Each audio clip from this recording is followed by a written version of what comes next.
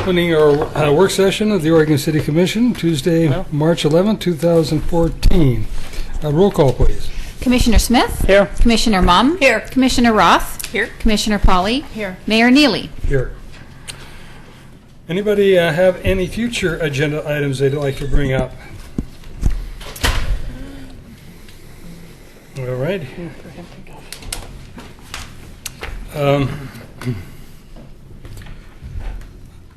I don't know how to say this because we have something we don't have before us that we can work with. I'll hold off for next time. Anyway, with that, we'll go right into discussion items, and I believe we have John Foote, our district attorney, who's going to talk to us about the marijuana dispensaries, and probably give us some insight not only in what transpired with the Senate bill passing and the implications compared to what we've got now. Am I right? Good evening, Mayor. Members of the Commission, it's nice to be here. My name is John Foote, and I'm the DA here in town, and appreciate the Chief invited me to come talk to you. We asked him to. Well, I appreciate that, too. I appreciate you giving me credit for it, though. I do anything Jim says. We'll just spread the credit around here. That's right. I think a great deal of Jim. Actually, I should correct myself. We asked the city manager to, and And then he asked. directed. We're a lively group here, and we don't even smoke pot, so. How do you know? Well, I guess that's true. You'd be less lively if you smoked. Oh, I guess that's right. It's the opposite. It's actually depressing. Well, I've got a short PowerPoint. This is an old one, which I haven't updated. But I can tell you that what you're going to see in here is, I think we're over 50,000 registered, quote, patients now in Oregon.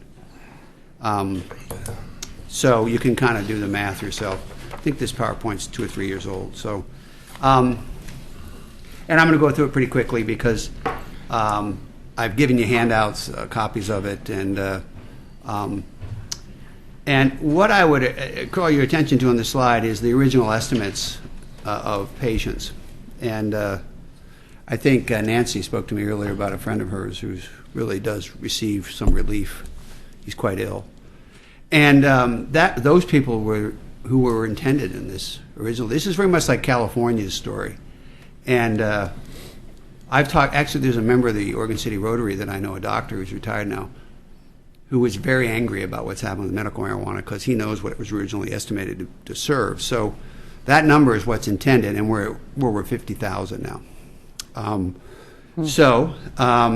It started out in 1998. The camel's nose was under the tent. And I think the only people who really knew what they were up to were the people who had designs on legalization. That's what this was about all along. The people who wanted it for medicine were swept up in it. That's sad. That is very sad. Yeah, money talks. Yes. There's a lot of money involved in marijuana, a lot of money. You wouldn't really no idea how much. And you can see in 2010 there were 36,000. And Caregiver allows people to just simply have a lot more marijuana. Just you can do the math yourself. But and what happened along with the law was the legislature just allowed people to have more and more marijuana in conjunction with it. So it just exacerbated the problem. And you can see the overriding complaint is severe pain. And if you want to go to the people that was really designed for, look at the last three. So that's really who this was designed for originally. Now, I'm not sure what the numbers are now, but back then, most medical marijuana was dispensed. It has to be done by a doctor. We're done by a few doctors. You can see this lady. I don't know if she's doing it anymore. But is she still? Yeah. But look at that. She's doing... What does DO mean? Dr. Osteopathy. Oh, okay. Yeah, yes. Are these all Portland area doctors? You know, that I do not know. I doubt it. Because they tend to go where the market is.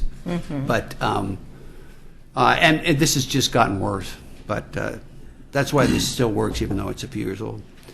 And you can see that you can have an awful lot of marijuana. If you're a grower, you can have up to 6 pounds. And this is all the design, and all of this was done by the legislature. They just and they still are, bending over backwards to accommodate what they call medical marijuana, which is really just legalization. And What does this mean? One person is a patient and a grower for himself and 3 others. they can register for different things. It's all just to get more marijuana. And they're not allowed to sell it for money, but they sell it for money. Supposedly. And what happens is the police end up having to regulate how many plants they can have. This gets almost impossible to enforce because they might have a card, but then they'll have how many plants? 100 plants in there? I mean, it just gets, or more. And so do they arrest the person? Do they just take the plants they're not allowed to have? Well, if they do that, they're going to just do it again. But it just becomes a big nightmare. And these problems persist. I've been told marijuana, that the power of marijuana is exponentially greater now than it was 30 or 40 years ago. I mean, exponentially more powerful. And anyway. Because of the stuff they put I don't in know it? where Or? they grow it. You'll see the plants are enormous, too. There's a lot of organized crime around it. This idea that we're going to get rid of organized crime just isn't going to happen. If you want to go look what it's going like, go look in Colorado. The governor there is saying to everybody, don't do it. Don't do this. He's saying, wait and see, because it's not going to work there.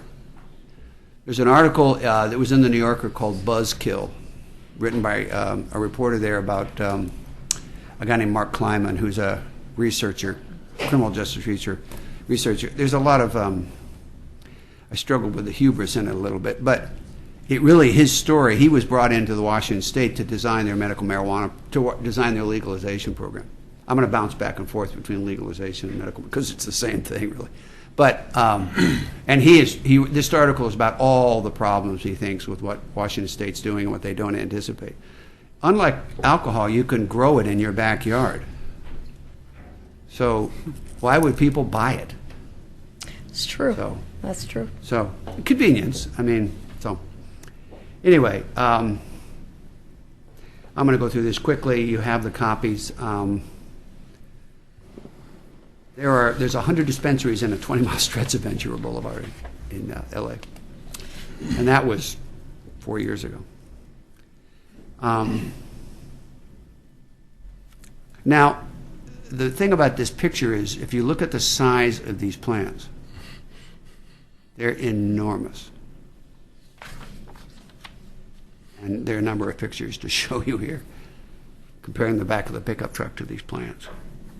They are, and they're allowed, what, 6 plants legally, or I can't remember. But I mean, it's just, if you add it up, it's, so what do we do? Well, I personally think we should repeal medical marijuana. It's broken, and, but then the people that really need it are the ones who will be hurt by it. well, I wouldn't want that to happen. Right, But, so I guess, how well, would we but the do truth that? is, you before all this started, you could possess less than an ounce of marijuana this day. It wasn't a crime. I guess I could ask a question. When the state legalized essentially dispensaries, if it's going to be medical marijuana, why couldn't it be dispensed through pharmacies as opposed to creating these new dispensaries, and probably address the kind of question that you're That's asking? probably a good point. That's what I wondered. Well, there's no model for that. Pharmacies don't dispense plants. Nobody who wants marijuana wants pills. No. So there's your answer. And it's money. This is all about I know that. money. And there's just no chance of ever doing it through a pharmacy. What they want to pretend to do is mimic a pharmacy. But they aren't going to do that. It isn't regulated. There's nothing like a pharmacy involved. So, and the truth is, for most people, marijuana is not medicine. It's just not medicine. So, if you have a family doctor, ask yourselves if your doctor would, recommend marijuana. Now, if you're very sick and there might be these extraordinary circumstances, but the truth is in Oregon you could get marijuana before. It wasn't a crime. We had a moderate form of, and I'll get into that in a minute. There's a great article I've got back here from, I think it's San Diego, the San Diego Union Tribune from October of this year about leveraging the justice system to control drug uses. I'll talk about that in a second.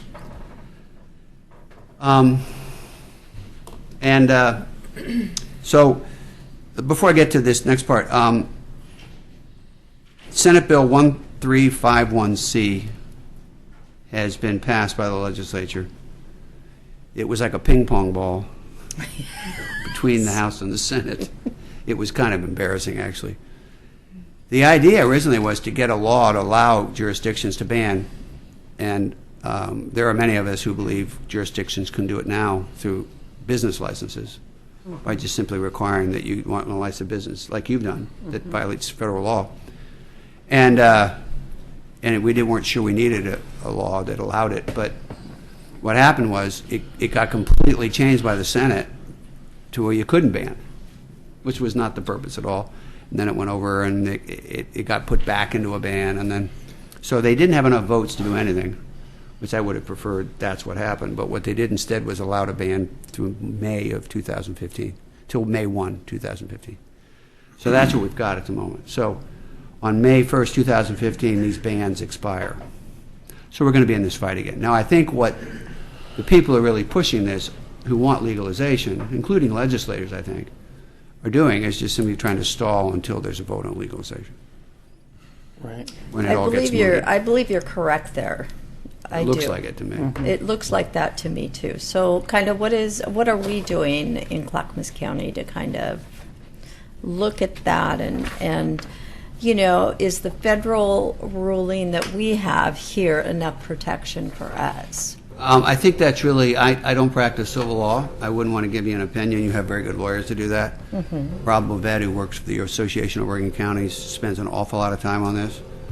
And it's probably meant, he used to be a DA in Lincoln County, just recently left to go back to the Association of Oregon Counties. And before that, I think he was county counsel over in Lincoln County, or in where Lincoln City is. I can't remember what county that is. Sorry, old age. Anyway, Rob Bovet is very knowledgeable about this, and he believes that you can ban them. But if the legislature steps in, I don't know. I just don't know. It's just such a mess. We're so confused about this. This was a very clever campaign, if I can editorialize again. This was a very clever campaign by the legalization folks. They made marijuana feel like it was benign. Users are called patients. I mean, there's a cumulative effect on people just simply, oh, it's no big deal. That was very clever. It was not an accident. That has been the plan. And now they've got to the point where they feel like they've got enough public support, they can get it legalized. I just found that there's a fellow who used to be the special DEA agent in charge in Portland is now working for the legalization folks. He lives in Canby. Money talks. I don't know how somebody can do that, but I mean, I don't want to demonize people who use drugs. We see them every day in court. A lot of them are people who are tormented by what's happened to them. But I think we ought to stop pretending that drugs doesn't cause tremendous impacts in the community, which it does. So, this idea that we'll get taxation, I think, now they're claiming in Washington State they got all this money, but I mean, again, if you can grow it, why would you pay taxes on it? So, anyway.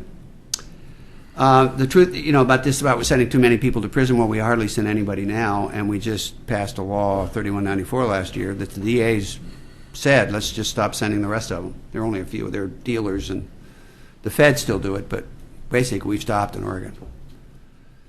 So that's just not true. And every study says that if you legalize marijuana, usage will go up, because it becomes socially acceptable. Oh, sure. So- I can see that. especially with kids. There's your. I've got a handout by a guy named Ken Sabat that I gave to each one of you. It's the best thing I've seen on legalization and why it's a terrible idea. He's a really well-spoken. He's not a fearmonger. He has a lot to say about what marijuana is now and what it will do to our society and why we should not do it. He's really good. He came and spoke to the legislature. I think what I've given you is the disc of his testimony. I encourage everyone to look at it. It's really right. It's way more than I know about it, and he's really pretty smart. I wish more people could get a chance to hear him. So I hand it out wherever I go.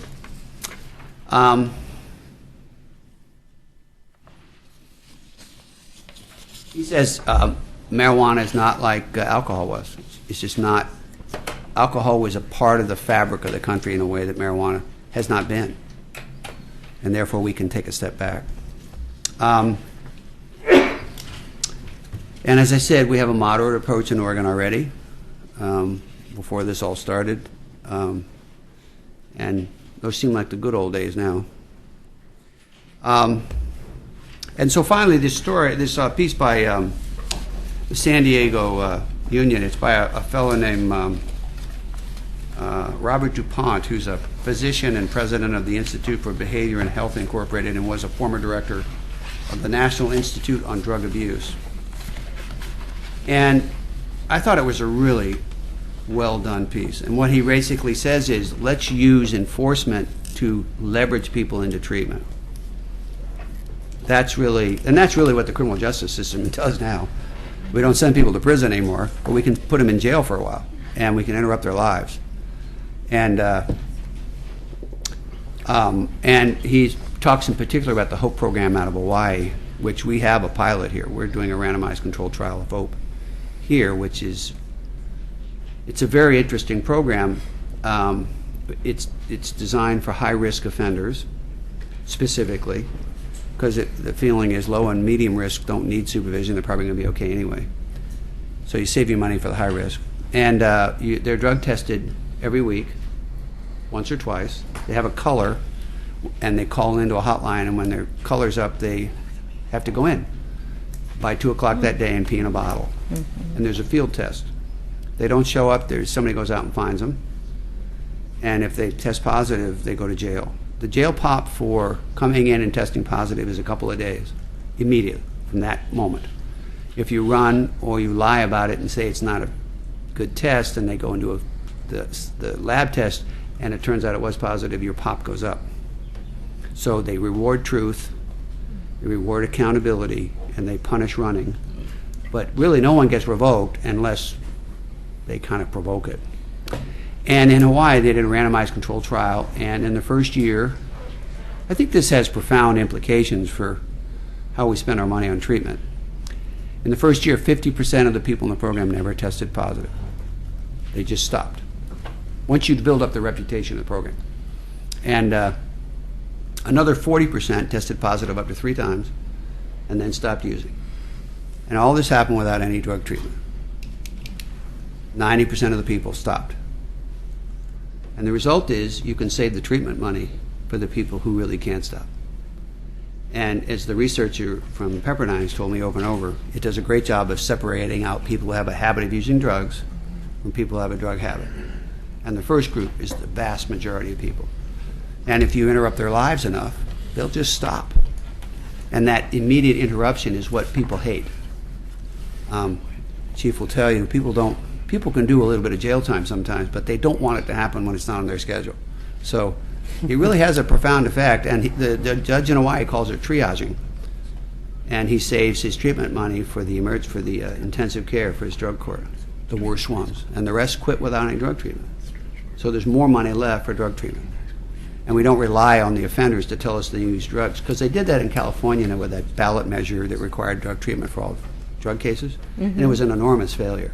You don't hear about it anymore because it completely flopped. And the reason it flopped, according to the researcher I spoke to, was that they didn't give the offenders credit for figuring out what the right answer was when they were in trouble.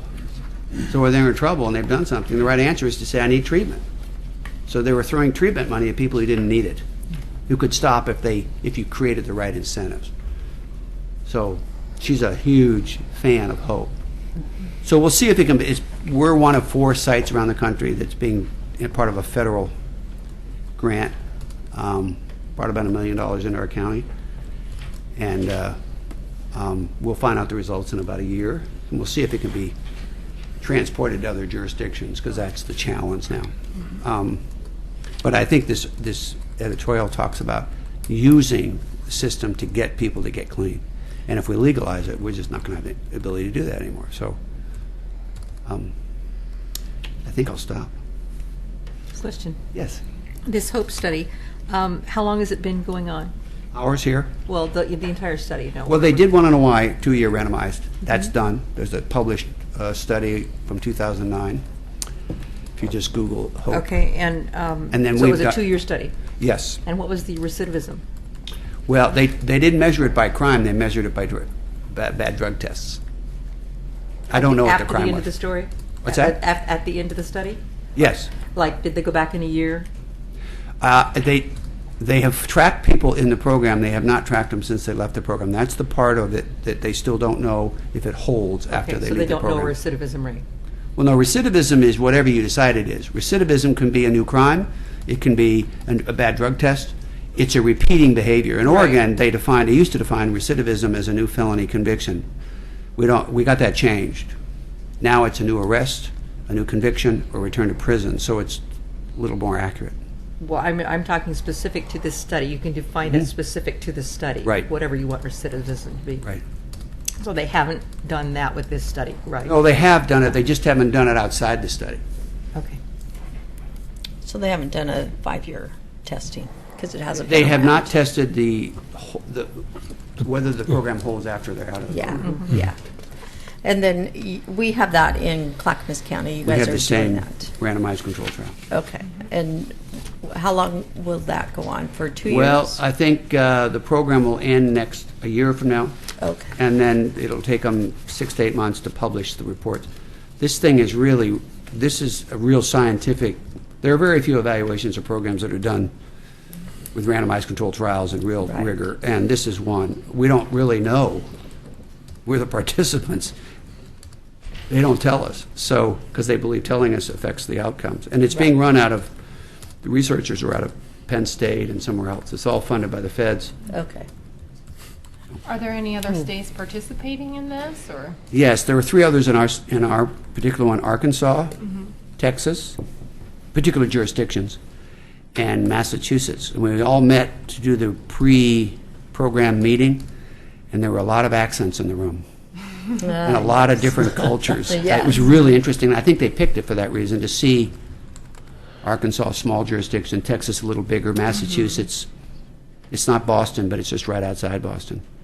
And they were all very different in how they came in, but they require fidelity to the program. They do site visits about every 2 months.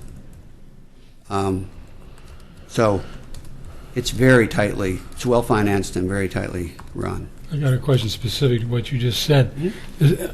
Based on what you said, they weren't necessarily the whole state was involved. It's Clackamas County. Right. Are there other counties? No. Okay. No, they're not. Okay. We were sort of, it was hard to get this one. Well, And they we- weren't going to do a state, the sites weren't going to be statewide, they were going to be in particular jurisdictions. Okay. But when this round of the studies are done, what do you think is going to be done with the information? Do you see this popping up in other jurisdictions and maybe becoming part of policy? Well, Hope probation is sort of becoming a fashionable thing to say you're going to do. They send us all the stories from everywhere, and I get 3 a day from all over the country. This place is doing Hope. The question really is it really Hope, or is it something different? And so I don't know. I don't know. It will be published. The study will be published, like the feds do. This one will be, and we'll see if the results are similar. Washington State has gone to this model for their entire parole system now. They call it something different, but they came to Hawaii when we visited to prepare. We didn't see the beach, promise. But Hawaii, Washington State, their whole parole system is now using it, and the people tell me that it's pretty true to the model. The researchers believe the key to changing behavior, strangely enough, it's not education, it's not. I mean, that's all good things to do for people. Sure. But the way to change behavior is the certainty of being caught. That's what they think HOPE shows. People change behavior when they know they're going to get caught. And we can't do that with private citizens because that would be a police state. But and we don't want that. But you can do it with people on supervision.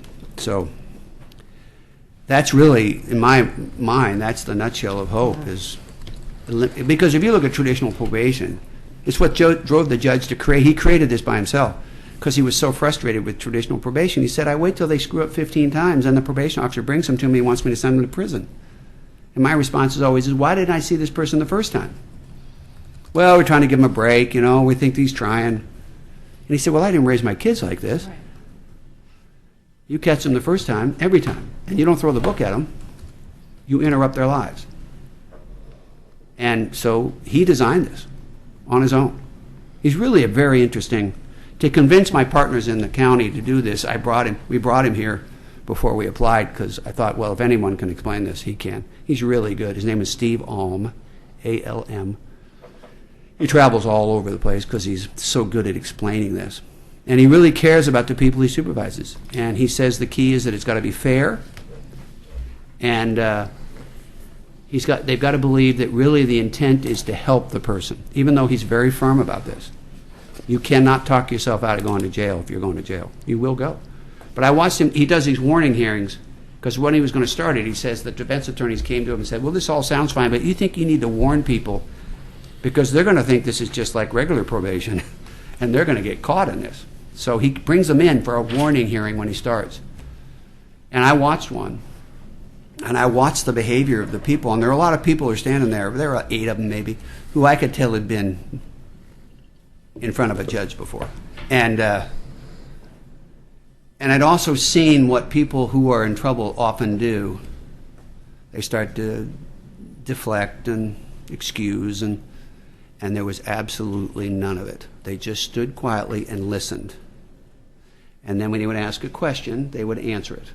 They weren't afraid of him. But he says that a program earns a reputation, and we never give people credit for figuring out what the reputation is. And if your reputation is you will not get away with it, but it is fair, and they talk about it in the holding cell before they come out.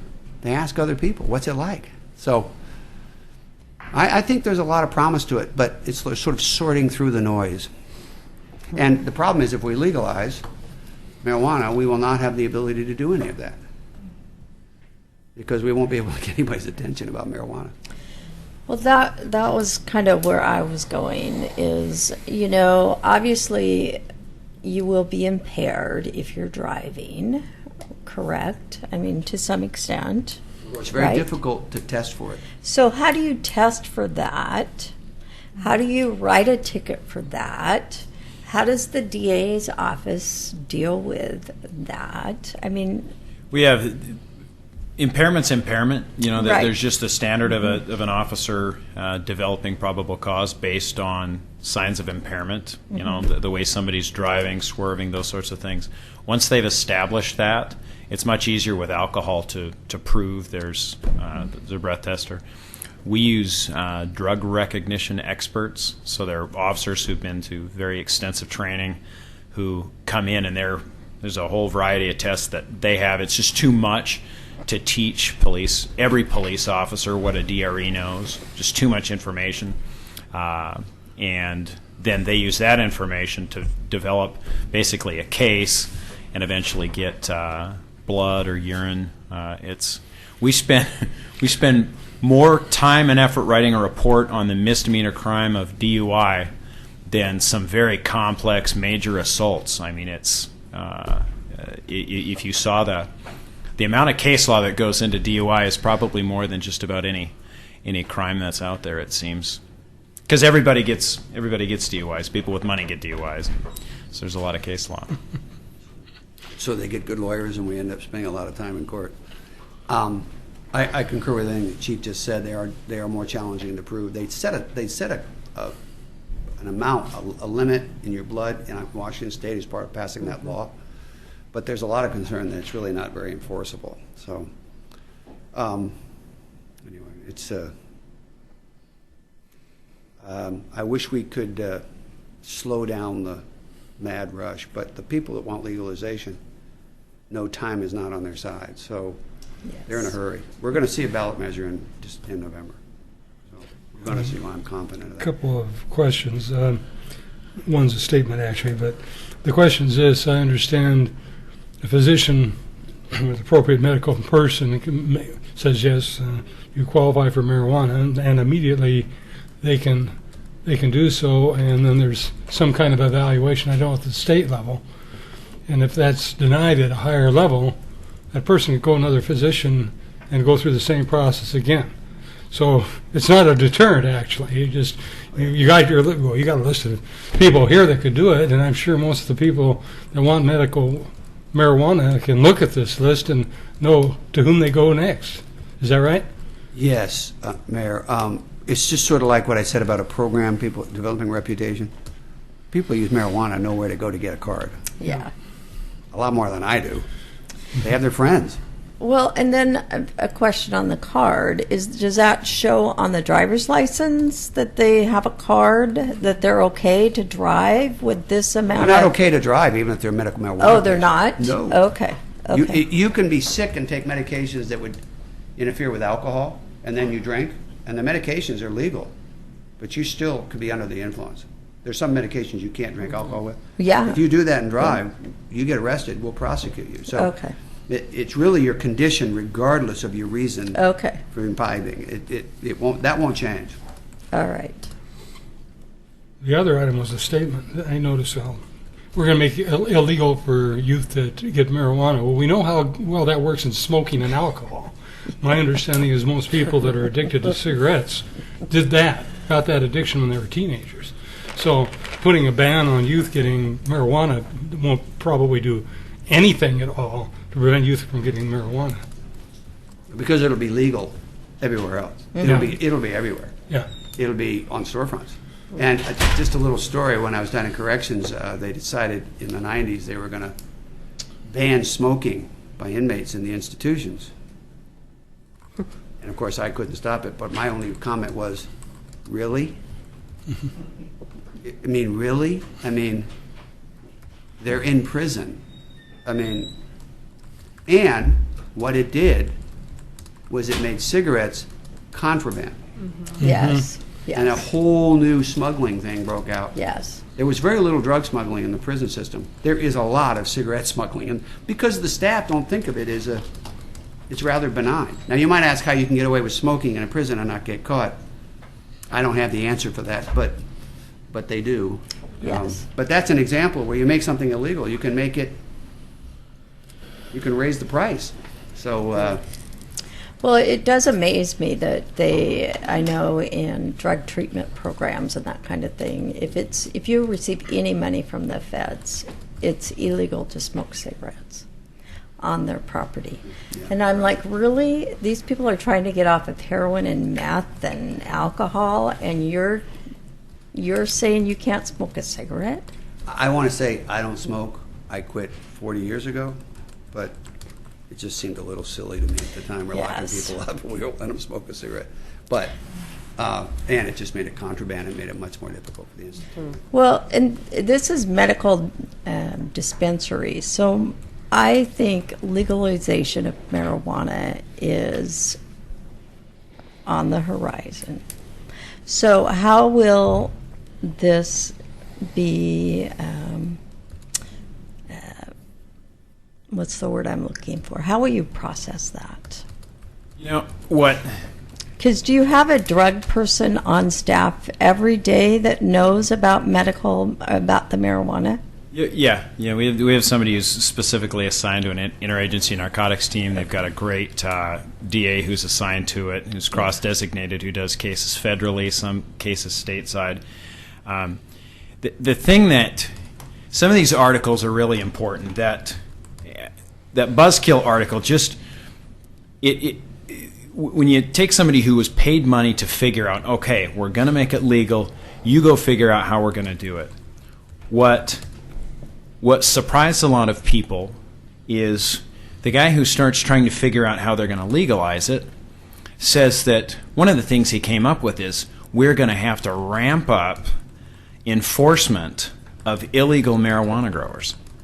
And nobody expected that because they thought that would all go away. Well, what they kind of put together, and then I saw a documentary recently on Colorado, was you have pot that's taxed, that's $50 for an eighth of an ounce. Yeah. And you can get underground pot that's just as good. It's not taxed for $25 because the government's not getting their cut, right? Right. And so the way that I just think that people need to look at this is people look at cops and DAs and they assume, well, you're raining on everybody's parade. You're not going to like marijuana because you're a cop, or you just don't like pot, so your argument is just null and void.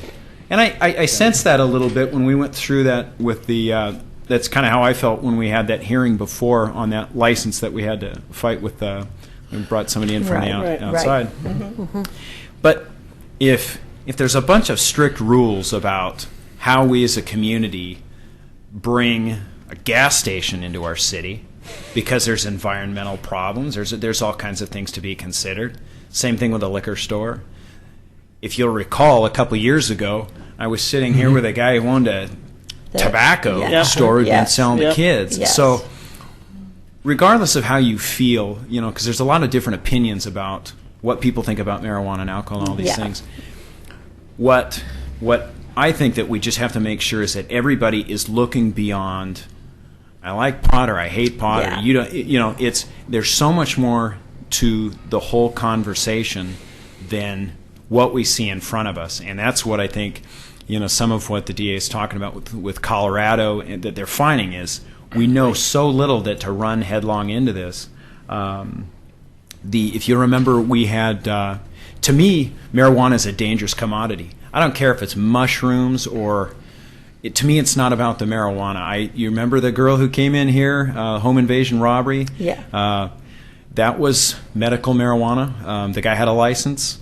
It's dangerous. So it's not about marijuana. It's about people coming in with guns. What does that mean to the community? We had another one a couple months later, exact same scenario. And so those are the things that I think we're going to have to struggle with in the future is what are the things that we don't see coming? What are the my kids just got out of high school recently, and I've asked them, and I've asked kids here too, since hearing this from my kids. I said, is it easier for you to get alcohol in school or marijuana? They all said marijuana. And, that, what does that mean? It's very readily available. Alcohol is much more controlled than marijuana is. And I think that's part of the problem is whatever the solution is going to be, it's going to have to be extremely regulated if we're going to keep it away from kids. Can I add to that? Just one dilemma that some of the DAs, I was one of them, struggled with during this session is that, and the session was so short and there was no chance. But most of law enforcement was against legalization, as I was on policy reasons. But there was also concern that the public's going to do something that we don't think is a good idea, which happens in a democracy, and pass it and make it legal. And so there were a group, and actually some retired prosecutors who have real credentials in being strong public safety people, who came to me and said, this is going to pass. We need to make it really law enforcement friendly, and we've studied this, and we know how to do it along the lines that Jim's talking about. And so I said, well, go try. I'm going to be against it, but And they couldn't get anyone in the legislature to listen. And the DAs turned on them and were mad at them. They did an editorial. It was in the paper, and then there was a story about them. And the headline on the story was completely wrong, that they wanted legalization.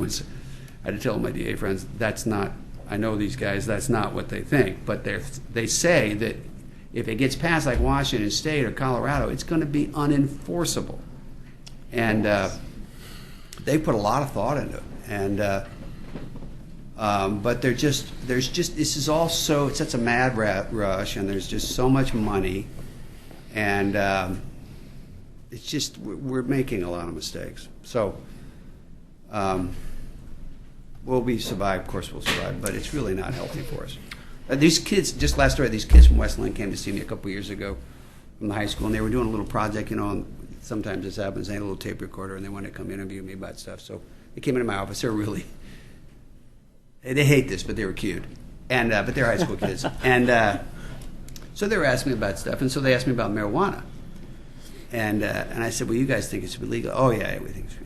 But I could tell these guys probably didn't smoke. They were serious students, and although you never know, but You don't know. but probably not. You can't smoke a lot of marijuana and be a serious student. But anyway, I said, so do you know anybody who smokes dope? And I could tell. Then I realized, no way, I'm not asking because I want you to tell me who they are. I don't care. That's not what the Yeah. question is about. Yeah. Oh, yeah, we know people. Yeah. I said, well, let me ask you something. When they're high, are they worth anything? No. I said, do we need more of that?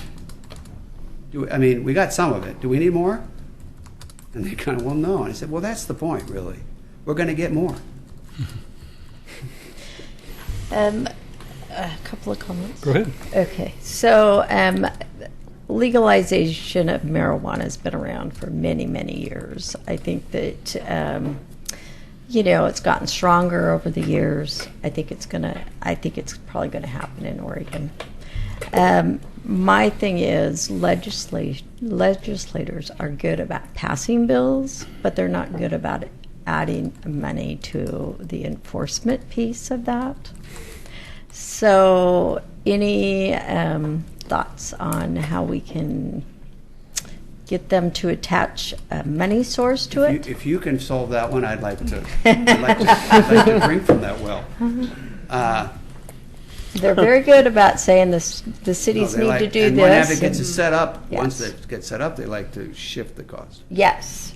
Well, you can understand why, sort of. But I know. First of all, I'm not certain it's going to pass. Oh, good. I think the longer this goes on in these other states, the more people are going to pause.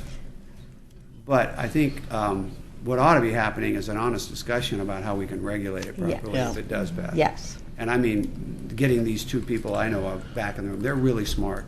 And they spent the last few years, one of them used to run the drug team in Multnomah County DA's office where he retired. He spent a lot of time on this and has a lot to say. So, but are there any think tank sort of things going on all the with? think tanks are pushing legalization Well, I mean, are because there? there's so much money. Well, I know there's a lot of money, but is there any conversations happening between the two parties to figure out the best way to regulate? No, because I think the people that want legalization think they don't need to talk to anybody. Well, that's not correct. Well, no, they think they're going to pass it. Well, I know, but you still have to talk to the other side to see how Not if you the think other you're going to side. win. No, not if you don't care about the chaos that's going to ensue. Well, that's true, but I've always been. I mean, you have to look at both sides of the pancake when you flip it. That's what we have to do. think- That's not what they're going to do. So the I world is think flat, that's you don't. to their. That's a negative thing for them to do, but Yes. yeah. Yes, but they're pretty clear about what they want. Oh, of course. When you can get a special DEA agent, special agent in charge, to flip within a year of his retirement, it's pretty. It tells you how much money. There's a lot of money there. Absolutely. As you know, we don't permit dispensaries under any of our zones, so But Thank you for Main the Street. the discussion might be, I don't think I anybody really wants to didn't know change what it. we were going to do if there was one on Main Street near our office. Yeah. We're not going to change that, but the discussion that I think we might have is whether we also seek the moratorium so we don't immediately get taken to court in some fashion. We believe we can win it, but we probably don't want to spend a lot of money unless, of course, we have many cities joining us, which I think is likely to happen ultimately. But what's your reaction to having what we've got plus putting the moratorium in I place? think more safety measures, the better, Mm-hmm. to give yourself time. This is going to develop over the next year, both locally and statewide, and the more you can protect yourself, so you have options. The truth is, we live right next to a county that will not object to marijuana. Yeah. Right, So right. if we just stand our ground, folks will move. Yeah, If you're in Southern Oregon or Eastern Oregon, where else are you going to go? But Right. they'll go to Portland. Mhm. That's what happened with the one in Milwaukee that was going to open up, and they sort of stiffened their back a little bit, and they just moved about 2 miles north. Mhm. Problem solved. So, the thing that bothers me about dispensaries too is the voters vote. I kept saying, "What are you guys doing?" The voters said no. The voters, you forget, the voters said no to this, and they did it anyway. That to me took a lot of chutzpah, to borrow a phrase. But I just thought, wow, the voters just voted on this. So anyway. well, I'm sure we'll have more conversations. Oh, Mr. Mays is back there. I didn't know. It's beloved. Oh, boy. The beloved Oregonian Yes. gentleman. Yes. He's usually fairly kind. We have one He has person. to have a certain amount of blood, or he doesn't have really a reputation. That's right. That's right. He's got to sell those papers. I'll have David Frazier go first because we usually do that. We have Elizabeth Rosso, who's with Oregon City United, wants to speak too. I have to go get my son from baseball practice. I hope Okay. that's all right. Very good. Great. Thank you, John. Thank you Thank so you. much. Thank you. Very Appreciate it. It's a interesting. pleasure. I enjoyed the It's conversation. important for us. Yes. Thank you. David? Well, I was going to compliment John and thank him for being here. I think a lot of what we're looking at here, of course, I'm a former law enforcement officer myself, and I haven't flipped. Well, not in that way, anyway. But it's interesting because it's almost like trying to regulate grass clippings. The fact is that we do have another plant that we regulate, tobacco, and that has been challenging, but tobacco is not that easy to grow, and it doesn't grow in a lot of places. It's kind of sort of limited. There's a little area in the United States where you can grow it successfully, and but marijuana is much more prolific and much more hardy in varying conditions. So I just think from the enforcement's perspective, if you read that long New Yorker article, what you really see is there's a whole bunch of different tentacles that run through the public policy of doing something like this. And all of them, as an administrator, every single one of them look difficult to enforce, and they look very expensive. And of course, we ultimately end up being folks that are supposed to enforce these things and also pay for them. And so that's going to be, I think, what's going to be an interesting thing to watch that happens in both Washington State and Colorado. And I'm glad that this is one place where I'm glad we're not a city of firsts. Yeah. Yeah. That's all I have. Yes. Mrs. Russell, you want to come on board?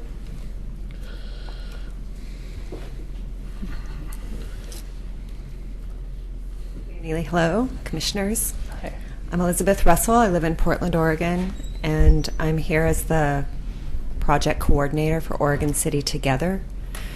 I'm going to read you a few things, but I also heard several questions come up that might have some useful resources for you as well. Oregon City Together is a coalition of local organizations and agencies. We're dedicated to reducing youth substance abuse through environmental level strategies. So we really do take an active interest in what you're up to and thinking about and what we can do at that level rather than wait for the problem to show up on the individual level. We're comprised of 12 major sectors of the community, and that includes media, business, the city, law enforcement, the schools, youth, parents. other substance abuse professionals, all coming together to think collaboratively about these strategies. So, and right now we are concerned about the underfunded situation OHA has exactly 4 statewide employees to enforce the dispensary measure, and which does leave the bulk of the responsibility on local and county jurisdictions to limit. And mostly what we're considering is this access by youth to marijuana. And really the opportunity is to let the conversation get a little more subtle and a little less emotional. When we talk about medical marijuana dispensaries, we're talking about adult medical use.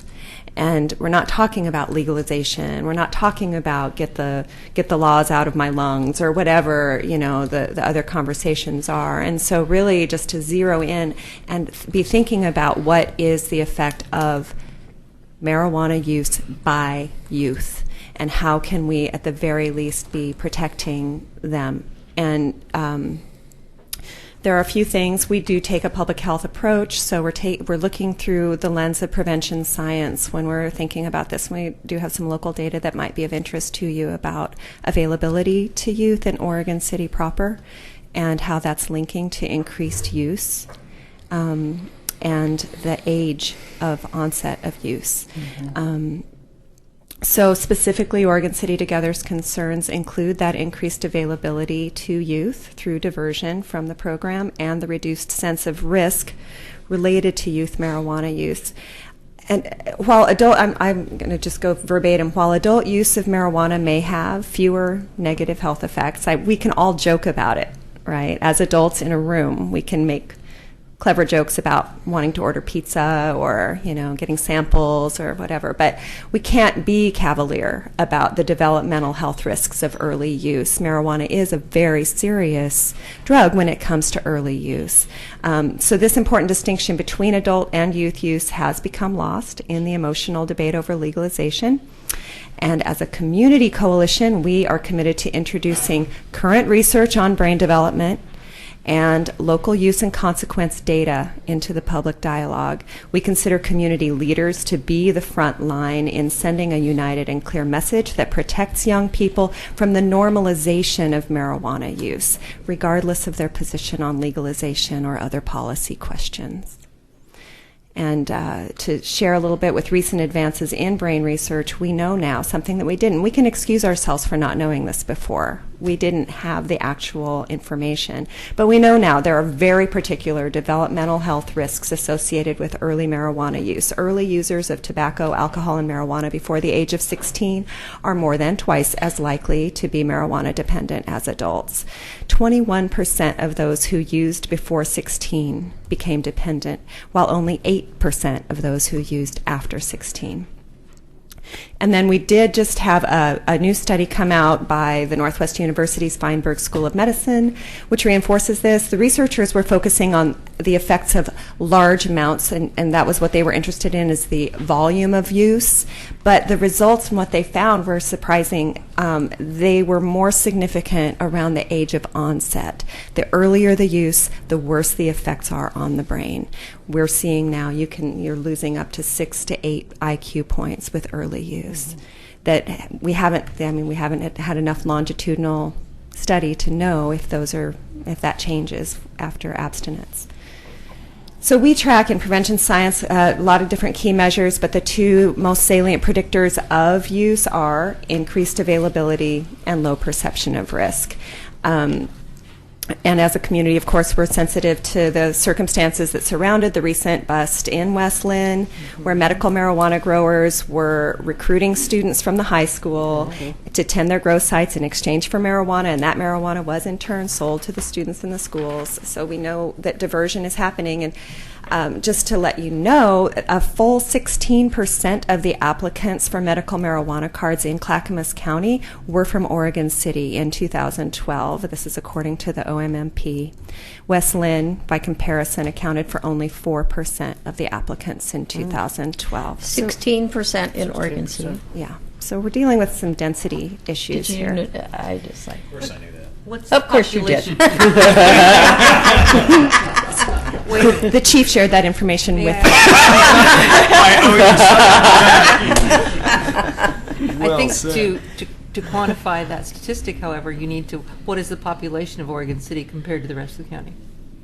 I actually have 30,000. Yeah, We're at 8. Let's see. How does that? I have it, and then I cut it out because I didn't want to burden you with too much data. Well, you could always email it to I'd be us. happy to, because it's- what it comes out to is we have our density comes out to 1.8% of actual card carriers compared to 0.8%, I believe, countywide. So I can. If you just flesh send out. it to the chief there, he'll get it to us. Or Yeah. to David, Yeah. one or the Great. other. So then the main thing to note with that is that we have 10% of our Oregon City high schoolers in 11th grade, 10% of our 11th graders who do use marijuana say that they got it from card growers, carriers, patients. So this is the link that we're How would most they even know concerned that? about. Kids Well, are and the way other too thing smart, to note Rocky. is Well, that I'm sure. Sometimes. I'm sure other people, the people who are growing it get the students too. It's not a one-way street. Well, I'm sure, yeah. No, and OMMP is 18 and up. And so we've got near peers. I mean, this is a strong social overlap that we're looking at. It's different with, the commercial legalization in Washington, which is a 21 and up, which still, with alcohol, we see that already Yeah. there's the overlap going on. But this 18 with the OMMP does create a really strong overlap. Yeah. And we've got the community college right there next to the high school. And so Yeah. there are issues to really be aware of. So yes. And then the other thing you'll want to know is just something that we do measure is perception of availability. And we've got 11th graders reporting about 70% of our 11th graders say that it would be easy or very easy to get marijuana. Yes. And about 30% of the 8th graders say the same thing. And this is the part that I really want you to know. We only have 2010 and 2012 student wellness data for our 6th graders. So we can only compare these 2 short years. And in those 2 years, so our 6th graders here in Oregon City report that marijuana would be easy or very easy to access, went from 3.4% to 6.2% in 2 years, nearly double. And at the same time, those same 6th graders reporting past 30-day use of marijuana doubled. So the connection is really clear, and we all know the connection between availability and use. But then when we link that back to what we know about the developing brain, it becomes a different issue than do you want to order pizza? Do you have the munchies? This is about very serious developmental health risks. So then the other piece is the norms, how we create a community norm of, and what do we want that norm to be? So the higher visibility and normalization of medical marijuana facilities, patients, growers, definitely has the effect of confusing young people about the difference between adult and youth use, about the difference between marijuana medical use and recreational use. Right. So the more we can let this conversation become subtle and informed, I think the more prepared we'll be at the local level. So, let's see, more data for you if you want it. We see that perception of risk, the perception that it will harm me if I do this, has been significantly declining over the years. Since 2006, that's the data we have, our 11th graders perceiving the risk of harm to themselves from using marijuana went from 76.9% to 52.4%. Here we go with the 6th grade. In those 2 years, it dropped 4%. So social costs, we Could already you give us know. those 2 years again? Were they the same students that advanced 2 years, or were they? No. They This were. is- So you're doing This is 6th. 6th grade 2010, 6th grade 2012. Okay, I'm going to ask the And we question. don't have the tracking. When did the 6th grade go to the middle school? This year is the first year. This year. So it wasn't that year. No, Okay. we will have data this year, which will be very interesting. And it has been a very challenging year in our middle schools, and it's been I think showing up he's in a lot of asking when other they went ways. not- There have been suicide attempts, and it has been a from really 6th grade to 7th grade. stressful year, we'll say, for sure. But So yeah, our treatment population is disproportionately represented Oregon City versus the county. Our juvenile referrals are disproportionately represented Oregon City versus the county, and I can give you all that too. Just to know, the social costs of early use can further be measured in lower academic achievement, higher dropout rates, increased disciplinary actions in schools. In Colorado, the Department of Education reports a 40% increase in suspensions and expulsions due to marijuana since they put their medical into effect in 2008, just for your interest. So a few suggestions or recommendations from the coalition. One is that we do recommend that we begin researching incidents of drug driving and see if we can tease out some data with impairment. I know that we do have a lot of challenges with testing, but we also have the capability with our DREs and implement data gathering on the amount of time that's transpired since their last use of marijuana, source of the marijuana in those cases, so that we can just start getting some real ground. Another recommendation is a city proclamation declaring the risks and social costs of early marijuana use by youth and a commitment to protect youth from early exposure. Another recommendation is having a regulatory backup. I know that the ban is awesome, and we are so thankful and lucky to have it in Oregon City. We don't know. It wasn't luck. No, it wasn't luck. Pure fortitude and tenacity, thank you. And also there's an unknown future. I mean, we're at this kind of weird policy frontier, and we don't know what next year is going to bring. And we do highly recommend having a regulatory backup that does include things like hours of operation, signage, advertising, proximity to family-sensitive areas, an enforcement plan in place, limiting the location of the grow sites, public notice, comment periods.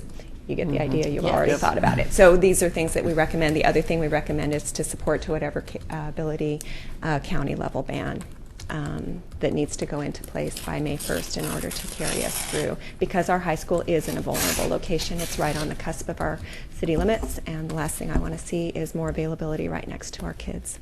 I agree. Well, I want to compliment our commission for being committed to this. We have a tremendous diversity here in terms of the age of children we have, in terms of having one of our members part of the school, employed by the school district, and so I think we got kind of a broad spectrum in support of what we've done, which I think is really important.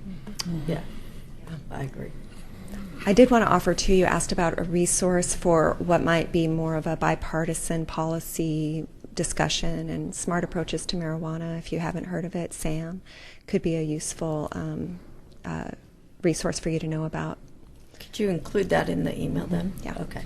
Perfect. Thank you. Thank you. Thank you. Thank you. That was very good. Thank you. So, staff, want any more comments? Chief, do you have any No, more? I don't believe so. Okay.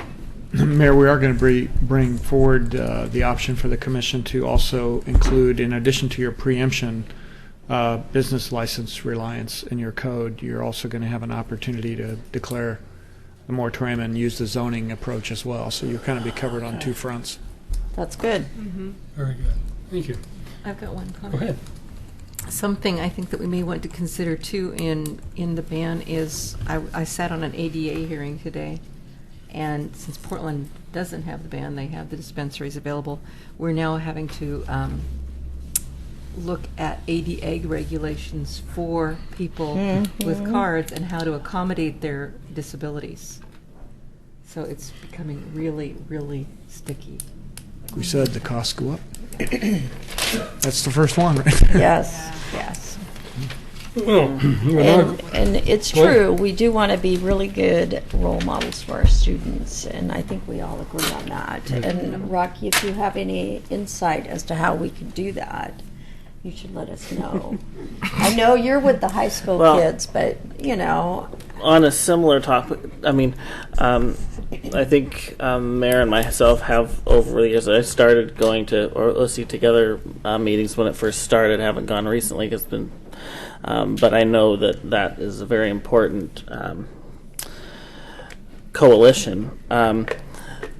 Within my own class at the high school, graphic design class, we've been working with Clackamas County to do some artwork, as other schools will, to tackle some of the issues of just driving under the influence, not just of drugs, but alcohol, texting, etc. So there are efforts being made at the school level as well to address some of those issues and topics that are coming. So. I should always say we also have representative from the police department at Oregon City Right. together. Yeah. Right. Okay. With that, we'll go on to the next topic. Near and dear excuse to me, us. Mayor? Yes. Just one comment. We don't have citizen comments generally at work sessions, but we did have one person that requested I to think speak since on we had it. Elizabeth Russell come forward, I think we probably are. It's not should- related to any agenda item, just so you know. okay. I'd rather that person come to a commission meeting and speak to the commission during the citizen comments. Okay. Yeah, and I don't want to set a precedent really, Yeah. because this is intended to be a work session among us. So to whomever, could you do so at a city commission meeting? Thank you. And the person was a member of the planning commission. So with that, we'll go on to the next topic, and that is the Willamette Falls Legacy Project and Mr. Conkle. And apparently, Christina Gardner. Tony can begin speaking and all. Well, thank you. So we have this work session tonight. We're going to introduce some of the framework plan, the implementing code, give you some idea of how this is going to proceed, an opportunity to, yes? Do we have this in a hard copy? Do we have it in hard copy right now? Well, for us, I was looking at it online, and I was just wondering if we're going to get a hard copy of what was online for us. I'm going to direct that question to this lady. To Direct it to the city recorder, who implements with an iron fist our paperless policy. I can get you a copy of the medical marijuana. Is that what you want? No. I Well, wasn't there- paying attention. No, to this item right here. The item that was on the on our agenda tonight, the report. Well, what do I want to say? This, Land use application itself? You want a hard copy? The master plan.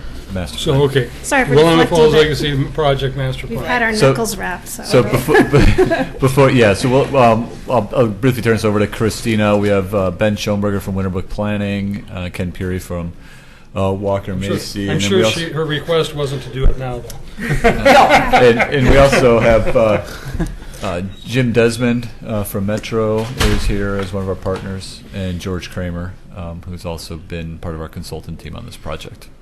So this is really an opportunity, hopefully, questions you may have, concerns you may have, if you need clarifications, we'd be happy to try and answer those tonight or get the answers that you need. thank you, Mayor Neely. What I'd like to do tonight, I'm going to provide a little bit of background and a little bit of direction based on this slide of where we are in the land use process. Then I'm going to pass it over to Ben Schulberger with Winterbrook Planning, and he's going to dive into the contents of the draft narrative that you had attached to your agenda. We also tonight have George Kramer, who lives in Southern Oregon, but every once in a while is already up in Portland, and was a good time. And we thought it would be a great opportunity for him to talk a little bit about his background with historic preservation as part of this project, and ability to answer any questions you may have. And then when we're all done with the presentation, what we'd like to do is kind of go down the dais and let us know what items you're tracking, because we also want to know, keep a handle on what items it doesn't have to, it can be big picture, but just kind of what are the things you want us to kind of really focus our energy on. Mm-hmm. Just to recap a little bit about, we've had a pretty extraordinary public engagement program, and we had a wonderful event last week, which thank you for the members that could make Really it. good. It was it was fun to be part of an event like that. However, this is a point where we're not going to finish our public engagement, but we're kind of transitioning a little bit into the wonky planner land use process. So a little bit tonight, you'll see Ben and I start putting our take off our public engagement easy speak and put on our wonky planner speak. So please let me know if you have any questions. But I think it's important for this I don't know how to commission- spell. I don't know how to speak wonky. I'll let you know. But Will you teach us? But I think it's important to get to some of these level of details, so when it becomes in front of you this summer, you'll have a good handle. Yeah. And we can kind of identify the issues that are boiling up. Once again, we started this process last summer. I can't believe this has been all this happening since July. I But know. starting in July, we embarked on a visioning and framework master plan project based on the 4 core values and what I'd like to call the balance of certainty and flexibility. And Walker Macy produces beautiful documents, and they wouldn't let me put the clip art of the scale on anything, but imagine in your head the great scale, of balance of certainty and flexibility. And that's really been our compass this whole year, which is how do we have a plan that's implementable, respects the 4 core values, but has enough certainty that the public and a future developer understands what is expected of them, but also enough flexibility built in because this could happen over a very long time frame. So that's that magic balance we're trying to get. And we think, the document you see in front of us is our attempt at doing that and really implementing the beautiful drawings and all we heard through the public process into this more wonky document. Let's see, just to give you a little bit of the timeline, we started here in July, moving through the framework master plan and vision, and here we are down here in the land use application. It's in the process of being submitted. The next couple of weeks, we'll be sending out lots of notices, our DLCD notice for a plan map amendment, our Measure 56 notice to properties that may be affected by the land use application, the general land use planning notification for the city. So a lot of that will be going out. The first planning commission hearing is April 21st. Then we plan about 4 planning commission hearings, knowing that that's not set in stone. But right now we have this going in front of the city commission in early July, or either right before the July 4th holiday or right after. And we're looking at, an end of the summer adoption process. Let's see. I think that's mainly some of our big process questions, but you'll see this other part, which is 2014 and beyond. And we're really just leaving this time frame and moving over to this longer time frame. And I like to call this year 0. This is the year that sets us up. And we have some initial findings and direction about kind of pursuing a public open space or public Riverwalk as a first public project, and we can go into that at a later date. And that's really kind of a separate to the framework master plan. What this document is doing is rezoning the property, setting general areas for streets, open space, and public parks or open space development is just one piece of that puzzle. And all 3 of these will be happening simultaneously as we move forward through the years. So with that, I'm going to pass it over to Ben. Mayor, Commissioners, thank you. I'm Ben Schoenberger from Winterbrook Planning. We were the design team's land use consultant for the project, so we've put together the land use application that was part of your packet. Just to step back from the process a little bit, what are we trying to do? What's sort of the objective of this? And there are really 2 things that we're trying to accomplish. It's okay. I think I can roll a little bit okay. with I was that. just going to keep going. Yeah. Okay. So 2 things that we're trying to accomplish, and the big things are reducing or eliminating barriers to redevelopment and creating a framework for change. So that's just a very big picture of what are we trying to achieve with this document, because right now the current site has buildings and infrastructure and development on it, and the city and the region and the state has a vision for it. And right now there's a layer of regulations between what we want and what we've got, and that's what this process is trying to do, at least on the land use side.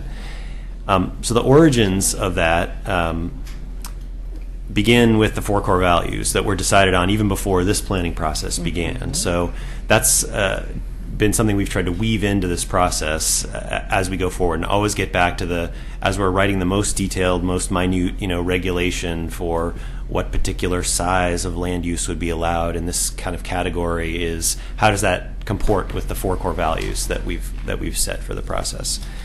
And in addition to starting with that, even before this process started, we've now gone through a 9-month, or even more than 9-month kind of planning process that's reached a certain level of consensus. And it's been hundreds of one-on-one conversations, thousands of comments from online surveys or other comments online. Now 4 big community interactive events with people involved at all of those, and then dozens of smaller scale neighborhood level events and site tours, and all of those contacts and all of that comment and all of those ideas from that broad public engagement process have kind of fallen into this document and into this vision. And what our job as Christina and I work together to try to develop a master plan is to kind of collect all that together and translate that into something that shows in both these graphics and in the regulations. So we've worked closely together, but that said, it's still a work in progress, and we're now entering the more formalized kind of land use process where we submit and we go through public hearings and public notices, and we'll be back to you with a version of this that's probably not exactly the same as you're holding in your hands today, but this gives you a sense of really where we are at in the process right now. So with that sort of big picture look at things, I want to talk about the mechanics of what this is. The 2 main elements of the land use application are, as Christina said, a zone change and a general development plan. So the zone change is kind of the most obvious of what needs to be done. Is the entire site, the 22-acre site right now, is zoned general industrial, and that doesn't allow for a lot of the vision that the community has for the site to occur. So that's the first order of business, is to change that, which doesn't involve specific building projects, but effectively creates a new zone. We had initially an idea that we would just pull the existing mixed-use downtown zone that applies to the historic downtown south and have it cover the new district, but there were enough tweaks in what the vision was for this new district that it made more sense to create a district that would do things like allow a certain amount of smaller scale industrial uses, which the downtown does not do. Adjust heights, a lot of little things that modified it to a degree that it seemed to make more sense to create what we're calling the Willamette Falls Downtown District. So that'll be a new chapter of the city's zoning code. That's the base zoning only that changes on the site. So this is also an important point, that there are 4 overlay districts that apply to either all or some of the site. There's the Natural Resources Overlay District, the Willamette River Greenway Overlay District, the Flood Management Overlay District, and the Geohazard Overlay District. As part of this proposal, none of those overlay districts change. All the existing regulations and protections of the city code will stay the same. There was not a need to achieve the vision of what this plan does to modify those overlay districts. So just the base zoning change. The second major piece of this application is the general development plan. Now, the general development plan, as you know, is the first step of your 2-step master planning process. So it's a 20-year time frame. The second step has shorter time frames, but the first step is kind of the 20-year big picture, address the big issues of the site. Quickly, as Christina mentioned, it outlines, as you can see in this graphic that's up on the screen, which blocks are intended for development, that's in the yellow, and which blocks are intended for open space uses of some kind, that's in the green. The paler color is those areas that may be some combination of development and open space. It sets street locations. We're going to reestablish the historic downtown street grid in this area, which was at one time part of the downtown as well. The plan lists natural resources that exist on the site and potential enhancements that could occur in the future. George Kramer will talk in much more detail about this in a minute, but it identifies historic resources that are on the site and those that may be best suited for adaptive reuse. There's a general analysis in the plan of infrastructure. So transportation, utilities, impacts on surrounding neighborhoods. We've also created a sort of list of district policies and design guidelines. What we heard over and over is that people want on this site a real place, and they want substantive quality design as part of anything that happens in this district. And to do that, it was necessary to incorporate some broad sort of aspirational visions for the kind of quality development that we want on the site. And that requires review from this next stage of the master planning process. So to do that, to say that those design guidelines and those plan policies are in addition to and over and above what the site plan and design review objective standards are that are already in your code, that will still apply. Effectively, the detailed master plan, which is the second step of the master planning process, has approval criteria in it that are equivalent to your site plan and design review process. So it's sort of just yet another layer of protection and of ensuring that the development that happens on this site is up to snuff in terms of level of quality that people have been asking for. So, and of course, it also the plan explains how a developer, a property owner, will implement this process. So here's the steps that if you want to build a building on block 6, here are the steps that you go through to get approval for that.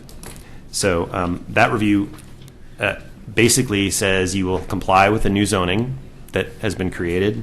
You'll be consistent with the general development plan that we passed in 2014. So I'm a developer in 2022, and I want to do something. I have to make sure I meet the zoning standards, that I'm consistent with the plan that the public process in 2014 approved, that I meet all the detailed master plan requirements that are in your city code, which include the site plan and design review elements, that I'm consistent with the plan policies and guidelines that were approved as part of this plan, and then any overlay zone requirements that haven't changed are also part of that. So there's a lot of pieces to get approval from point A to point B, but by following sort of the path that's set out in this plan, it should be a fairly straightforward process.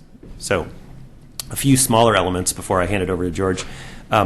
Because there's not the same level of certainty as you would have in a master plan process for, say, Clackamas Community College or a single property owner where you can say, well, the academic building is going here, and then it's just a matter of slight tweaks to it. This is a lot more open, and we don't really know if on Block 7 it's going to be a residential building or an office building or a movie studio. I mean, that we've built in a slightly higher level of scrutiny and of review. And so we've asked for a modification, whereas normally that detailed master plan approval would just be a type 2 reviewed by staff process, because the general plan would be so specific about sort of the box that's been created. Since this is kind of a bigger box, we've bumped up all except the smallest of projects to that type 3 review under this set of standards and design criteria that we've established in this plan. To that end, there's also a recommendation here to bring additional design expertise into the process. That doesn't have to be worked out in the plan, but there are suggestions that we bounce around with staff about a design advisory body that would make a recommendation to staff that would then staff would then bring that to the Planning Commission, of modifying the makeup of the Planning Commission to include more design expertise. So those things are sort of in the air as something that will help ensure the quality that we're looking for at the site. And the final piece of this, it's in the back of this document, but it's important, is the creation of what's called a multimodal mixed-use area. So this is related to the transportation analysis that's happened on the site, is that there's a new opportunity within state law that allows the kind of change that we're proposing here. And traditionally, to change zoning, to upzone, basically, to provide for new, denser development, the transportation planning rule requires that you have to explain how the traffic that you'll generate by doing that upzone, that you can accommodate or modify your transportation systems to make sure that even after all that upzoning and all that development happens, that you're not going to have any negative impact on the facilities that go through the site. And that statewide made it extremely difficult for existing established historic downtowns to do that kind of work, because the changes that would have to happen are so dramatic and so expensive that nobody could do that. So the state passed a law and allowed this new thing called a multimodal mixed-use area, or an MMA, that allows you to say, well, we have a certain mix of uses. We have a certain amount of pedestrian amenities. We allow higher densities than most places would allow. And you go through the list, you draw a boundary, which will, in this case, include both the new district and most of the existing downtown as well. And then you're allowed to modify that area and increase that level of congestion at the peak times without being halted by the transportation process. So we're proposing that as part of this land use application, and you'll see in that document that a new MMA is being created as one of the many maps through the process. So that's just a general overview of what this application is. I'll let Christina and Tony jump in if I've missed anything, and if not, hand off to George to talk more specifically about one element of the process, which is Sure. historic resources. There's one item that I missed, and I think it's a very important item to make sure I relay, because it was asked last night.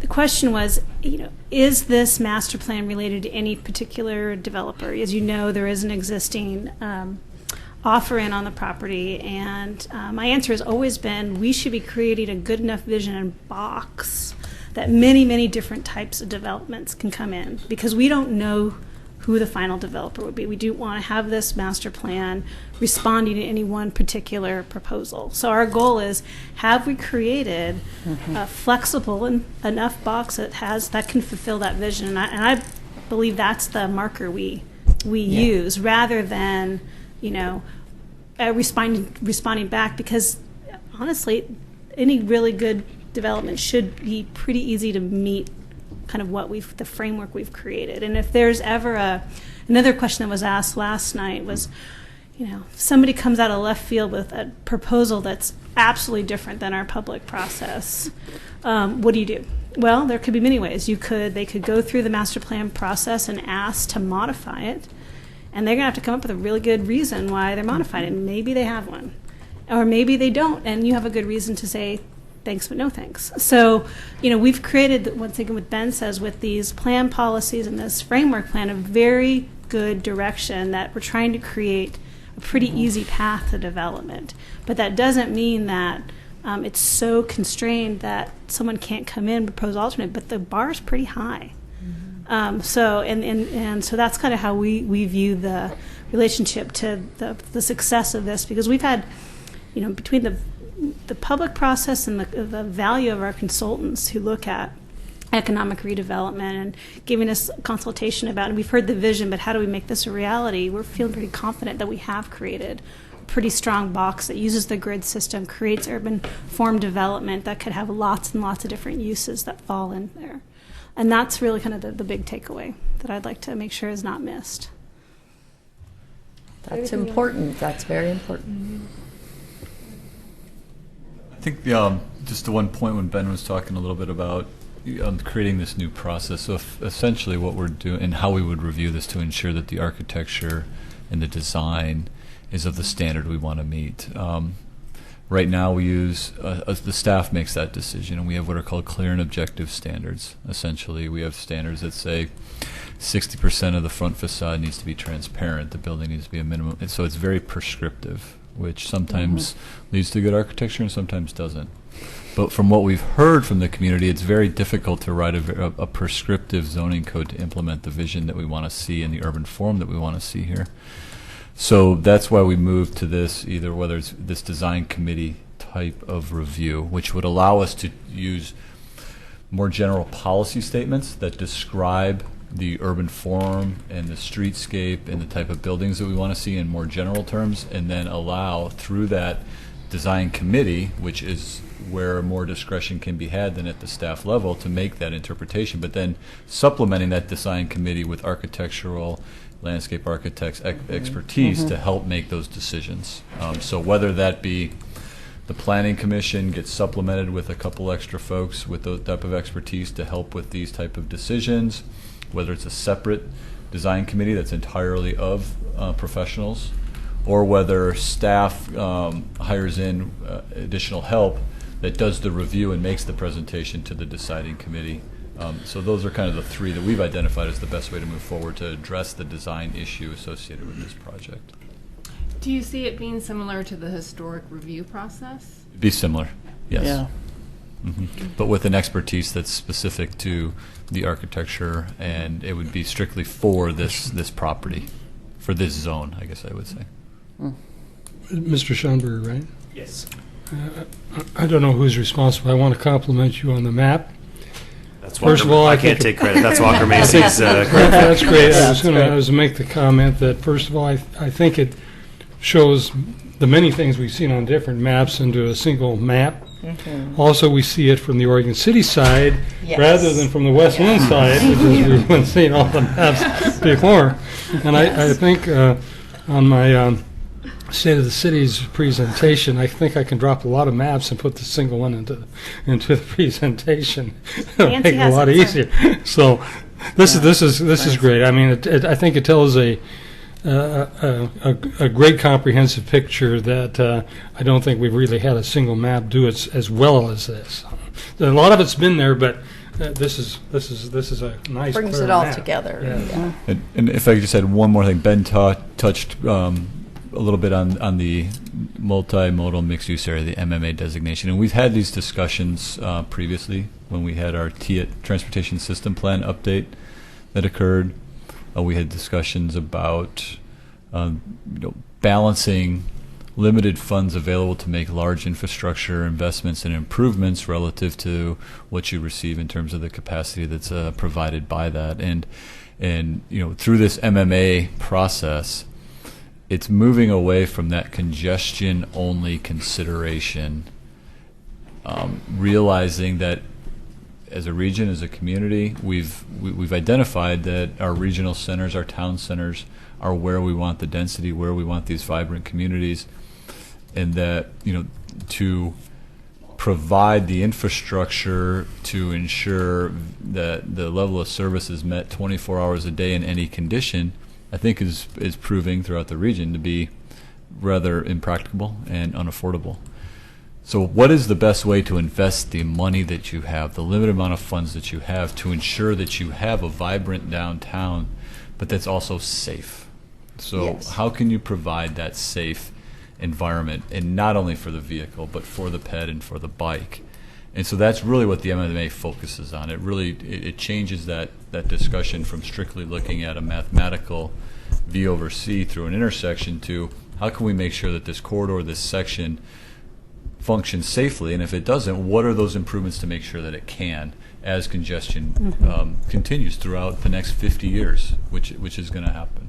And so just want to make sure, it's new. We're one of the first communities trying to achieve the MMA designation. So there's a lot of unknowns to it in terms of how do you measure safe, and so you'll be seeing that though in what we bring forward. Just real briefly, I had sometimes when you talk to people and they create a metaphor, it all makes sense. So I wanted to pass this metaphor on that someone in transportation gave me is, we had a street grid for over 150 years, and then a freeway went through our street grid. Yes. And now we're trying to bring our street grid back. Yes. And so while you're in 99E in our central downtown, we need to start looking at it more as a local street section. And then when you leave our downtown, it can go back to being a freeway. So that's just kind of that mind shift. Yes. Yeah. And that's kind of how we're still working on all those fun details that go along with that mind shift. Commissioners, you probably saw my email from last week. You knew we had some higher level meetings with ODOT staff. Yeah. Uh-huh. And this is the challenge for the whole team, including ODOT, is what does MMA mean on the ground? What does it mean in concept? And then when you have a phrase like safety that's somewhat ambiguous to us, it means slow down just like you would on a local street. But safety to a lot of people can mean different things. So it's a challenge for ODOT, and I do appreciate their support and the collaboration that we've had so far. But it's a challenge. It's not an easy thing for the staff that are involved in trying to forge a way through this. But I'm pretty confident that we know the answer has to be yes, one way or the other. And that's the important thing. If we're all dedicated to yes, we'll find a way to get there. I wanted to. This was the map orientation was no criticism. We can blame the former orientation of the map to Dr. John McLaughlin when he actually went ahead and had the planting done. It did it essentially as if you're looking from the westland side. So we can blame all those other mayors on John McLaughlin if you want to. Mayor, before we move on, I also want to acknowledge that Jim Desmond from Metro, who's been our number one partner on this project all the way through, he's here in the audience tonight. Jim, I want to thank you for taking the time to come out and join us. Thank you. So is this when I should ask questions, or are we going to Anytime come you'd back? like. Yep. Okay, so question that I've been asked is, why do we not have this in the urban renewal district? Okay. Sure. The statement I give is that we're waiting to see kind of where the master plan goes with this, and that maybe it should be a urban renewal district all on its own, and not connected to Main Street. Right. And I think prior, I think we're entering that part of the project where that's the next step. Okay. Is what are the opportunities to identifying funding sources, local all the way through federal, philanthropic grants. And so to answer that question, no, we need to look at it. Is it better to create a district that stands alone unto itself? Is it better to include this in the existing district? Is it better to include this in the existing district and shrink the existing district? So those are, and there's probably other options as well. But yes. So I think we're at a stage now where we've gotten through this public participation part, and hopefully with our partnership, we're going to take that next step. And part of that is all the funding opportunities that are available out there. And so, it may be a tool, it may not be a tool. I think we just need to do the work so that we can have a good discussion about what do we do. And the voting of the urban renewal. Exactly. Absolutely. That's part of it If as we well. are going to do urban renewal here, first of all, we're going to have to be more specific. So you're going to have to be another layer down on the plan at least. Okay. And then you remember from your current urban renewal district that you have a list of projects in there. But yet some of the projects are pretty ambiguous in the way they're described. Right. And they're pretty broad. And so now that we have Measure 3407, if we are going to create a new urban renewal district there, I think it would behoove us to be as specific as possible with people about this is what your money's going for, this is what you're going to get. And if you have to go to the ballot with something like that, I would suggest that you be very specific with the projects. So not just the district that's created is approved, but the projects themselves. Right. So you don't have to keep going back to the well all the time. Yeah. So it's a great question, but it's down the road a little ways. And then parking for this site and Main Street. Main Street struggles with parking. So any thought to a parking garage? Yep. So part of it is separating kind of the public projects or implementation from the zone. But with the zoning, I know you're going to be shocked, but it's going to be a toolbox approach, because there is, between topography, existing conditions, and all this, there's no silver bullet. So, GBD architects looked at the site and how to have each commercial development park itself. So they looked at opportunities for, a shared parking in the back here. They also saw those photos, those showing kind of the above grade on second and third floors. And they were using the 50% reduction rate in our new parking overlay district that you approved last summer. So those were the numbers they were using. And what we have done in the parking policies embedded in the master plan is basically encouraging the developer to show how they are doing shared parking, off-time parking, how they are basically utilizing as much of a multimodal opportunity. So that parking spot that's really expensive to construct, that's a structured parking, Right. gets used as much during the day as possible. So that's kind of, as these developments come in, they're going to have to show how they're doing robust shared parking. The public parking aspect that's one of that discussion as we move forward with a particular developer. Is this something that is a combination project, a Millennium Park in like Oswego, that development is a good example of a public-private parking garage, or is it its own? But these are all decisions that, what's great about this master plan is those can happen parallel, as you dive down and get more information, because this doesn't choose that Block 5 as the parking garage, because that may not be the right place, and that may not be the right place for the developer. So it's keeping that framework open, but knowing that at some point, either through robust shared parking that's found that we can work on nights and weekends to get visitor parking, or maybe it needs to be a public parking garage. But those are decisions that can be made after this master plan is adopted, because this is just, again, that framework. Okay. I wanted to ask a question that followed one of your others, if I just might interrupt. My recollection on the current urban renewal district, there was a strong limit in terms of how much we could expand it. Yep. And even if we use that, we could only get part of the way Yeah, through the project right. area. Yeah. Right. Yeah, you're right. Yep. Another question I had is the Kenema Trail to Kenema. Like, what's the purpose of that? Are they going to end on a street and then, like, I don't. So there, if when you walk the trail to Kenema, the spur line, for a long period, you are at a separate grade from the main UP line. And then there's a point as you get closer to Kenema that becomes that grade. And there is the potential for a future pedestrian crossing project. So we can get pedestrians over into Kenema proper, and then looking at how we can get people from Kenema, the riverside of Kenema up into the Kenema Bluffs area. So that's some of those kind of longer term projects. In the near term, it very well may, as it's done, it may be a terminus. And Foothills Park in Lake Oswego, I keep using Lake Oswego, but that's a good example of, if you're in Foothills Park, you'll walk for a long way, and then you'll notice they haven't got the easements yet, so you walk back. And there might be different stages where until we can work on that kind of final project. That phase is kind of identified as a much later phase, because one of the more important is the new pedestrian overpass that replaces the 1930s overpass, because as you know, this doesn't cross over the railroad tracks. Right. It just goes over 99.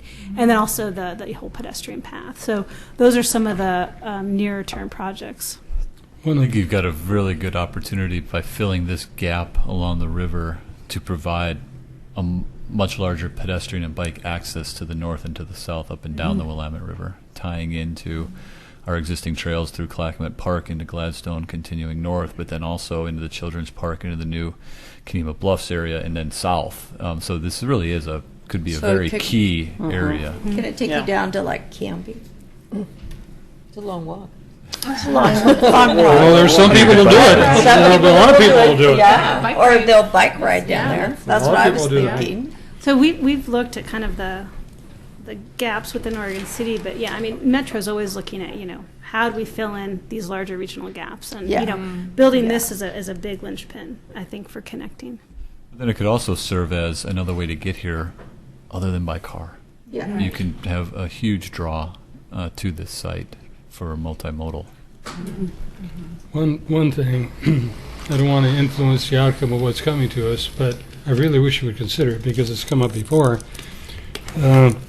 to give some alternatives to the potential new pedestrian overpass. I think in terms of the cultural history and everything else, to have that potential overpass at the Museum of the Oregon Territory would be a great asset. Oh, yeah, I think so. You got the overlook there and so forth, and I presume we could have more than one if we can come up with the funding.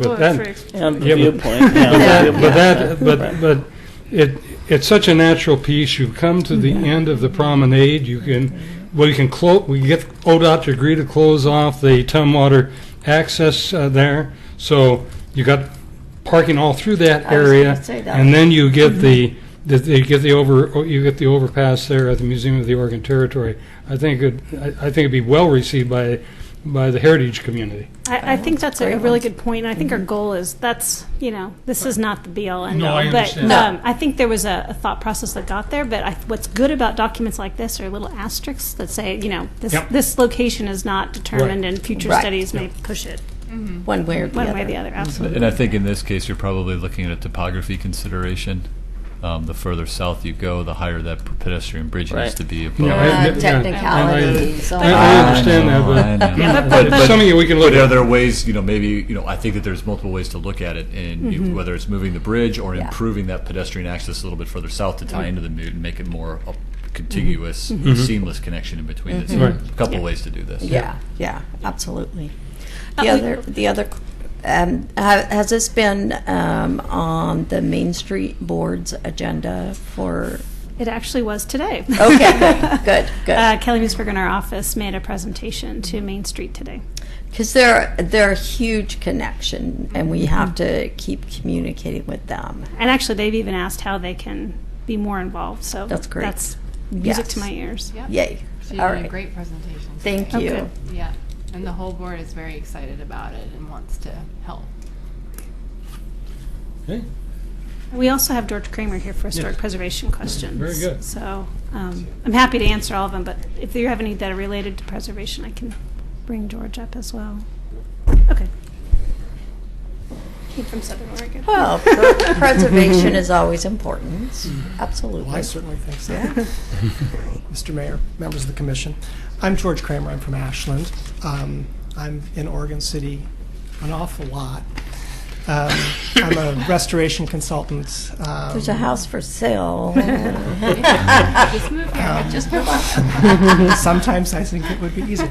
I've been doing this for about 30 years, and I was every time I talk about the Blue Heron Paper Plant, the Willamette Falls Legacy Project, I think about it was about 20 years ago that I was hired by Portland General Electric to begin pre-planning for their FERC relicensing of the Willamette Dam and the Sullivan Plant in Westland.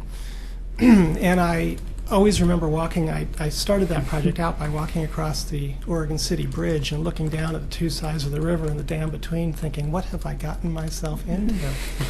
And here we are 20 years later, and really all of these processes, I've been involved in that first project with PGE, terminated or ended up with a determination of eligibility for the Willamette Falls industrial area, and working with Metro and the city and the county and the partners, we did the first legacy project, trying to further refine what actually was down there. And now this project under Walker Macy to take it to the next step. And really it's all about knowability. Making this a knowable site. It's a phenomenal location. When you think about the fact that in 1829, when John McLaughlin decided in the entire state where he wanted to plant his flag, this is where he did it. And the fact that you now have a chance to reintegrate that back into your community, into your Main Street, is incredible. From a historic preservation standpoint, there are very unusual challenges associated with this site, and that's really what I wanted to talk to you a little bit about, sort of how we got to where we are and why. In the world of preservation, one of the sort of canon rules is that things are either historic or they're not. You don't say anything is more historic than anything else. When I was in school, they told us it was like being pregnant. Yes. And this project, when I did the determination of eligibility, it was essentially an overview, and we used the building descriptions that came from the two paper mills at the time, and just determined what was eligible and what was not based on date of construction. As this process has evolved, and your staff deserves incredible kudos for climbing down into the multi-levels of all of these buildings and determining that the things that I had identified in 1995 as building whatever was actually building whatever 1, whatever 2, and whatever 3. And so the number of buildings grew, and as that grew, it became a management plan, or a management problem. And so what we did was look at these buildings individually and assess them from 3 different areas of expertise, from historic preservation, from whether or not they were historic, and breaking that rule about which buildings on this site were more historic in terms of their ability to relate the story of industry in Oregon and settlement in Oregon City. And we also looked at them from an architectural standpoint. Could you reuse them? Could you do anything with them? And then assuming that you could, whether or not they had the structural capacity to allow that to occur. And it's worth reminding us all that these buildings by Hawley and Smurfit and Blue Heron and James River were essentially enclosures. they were protecting the equipment in them. The fact that some of them are incredibly well built and very attractive and reusable is sort of a gift. It's a bonus. It's a bonus. There you go. But ultimately, they were designed to keep paper machines dry. And so what we did, and what I think Ben and this team has been really good about, is we've narrowed in on these 5 key resources, these 5 key buildings that, under the proposed master plan, are protected unless you have a really good argument to not protect them. And those 5 buildings will enable us to meet the goal, one of the 4 goals, of interpreting this site. I have every expectation that there are other of the buildings that came in at a lesser tier that are wonderful and reusable and ought to be saved, and that some of them will be because of their proximity to the 5. But the idea was that we don't know what this is going to be. We don't know what these buildings are going to be repurposed to be, and not all of them were repurposable. And so from a preservation standpoint, from a cultural resource standpoint, and balancing the 4 goals that you have established, I think this is a really wise approach. There are going to be economics that will drive the saving of some of these buildings, and there are going to be economics that will drive their removal. When we started out the first legacy project, we sort of thought, what are the 2 ends of the spectrum here? And there are certain, I mean, we actually received public input that, they're all historic, you should save all of them. And even as a historic preservationist, while that might be nice, unless you are going to be making paper there, it's probably not practical. And then there is the alternate at the other end of the spectrum. Tear them all down, let's do what we want to do. And I think if you do that, you, of course, completely eliminate the cultural goal. Oh, sure. And I think you leave an awful lot of the value of this building out of the loop. I think that this will be a much more successful project economically and in every other way if some of these buildings are repurposed. I hope that those 5 buildings are. And I am glad that the master plan assumes that they will be. Yeah, absolutely. I hope that there is some value in saving some of the others. Which ones? I don't know. Depends what we do with it. But the other alternative, but within those alternatives, I think what is being presented here is a reasonable, knowable goal for a developer who has yet to be identified, for a use that has yet to be identified, but that assures that whatever happens on this site will honor the history of the site. And I think that's to everybody's advantage. I was thinking as I was listening to the first discussion and your first agenda item tonight, and then listening to Ben and Tony and Christina too, that really what planning is, good planning, is how cities foster their vision for the built environment. It's the rules and the regulations that you create to make sure that whatever Oregon City is going to look like matches your vision for Oregon City. But you can't get down into picking people's, which side of the hinges, their doors, Right. And I think that that's what this plan does in a really elegant way. This is an incredibly complicated site. I mean, I've been working on it for 20 years. And there's a lot of buildings. And there are a lot of alternate considerations, from the river to the trails to the topography to all the rest of it, to the economy. And fitting that all into a master plan that balances all of those goals is quite a feat. And I think that, I hope you think that we've presented you something that makes that balance work. So I would be happy to answer questions about. Question I have is on those buildings, but it's probably directed more to planning. I guess in terms of things in the floodplain, if it's already there, we can still keep it there. It's new construction that's a problem. In terms of not only the reuse of, we got three of these properties that are within the floodplain, we've also, some of the pictures describe what could be done in terms of maybe some reuse of things that are currently in the floodplain. Does this master plan have to do a little bit something different than from our current code regarding floodplain and reuse in the floodplain, or does our current code deal with these issues adequately?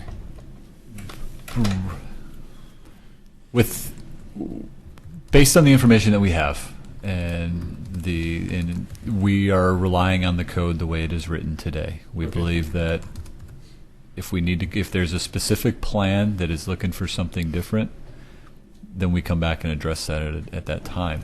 Really, what this does for specifically Mill O and Hawley being in the floodplain, is really the opportunity there is to designate those structures if the future property owner so decides, which gives you that flexibility in the tax credit options. That would be a big benefit in the rehabilitation and reuse of those buildings. So. I think the question was in our floodplain overlay district, there is a cap on how much money you can spend each year for properties that are in the floodplain, but that is not the case for historic structures that are locally designated or on the National Register. Okay. However, that's not related to flood insurance, so that's a whole separate discussion. Right, which gets more into the market side of this. Is can I get a construction loan on this if I can't insure it? Mm-hmm.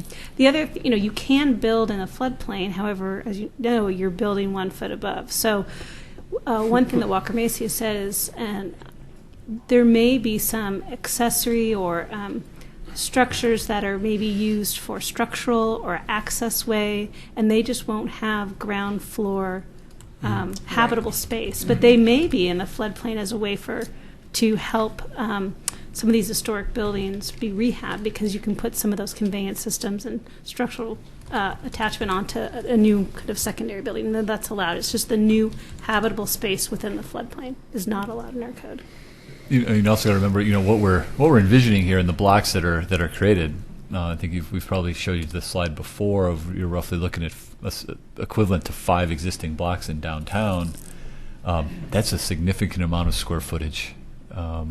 We believe that when you start looking at blocks 1, 2, 5, 6, 7, potentially 8, there's a lot of square footage there that could be built up on, and so that's really why we were focusing on the economics associated with trying to build in the floodplain. If you had to take it down to the basalt and then build pilings to get you 1 foot above the floodplain, in some spots you're 30, 40 feet up.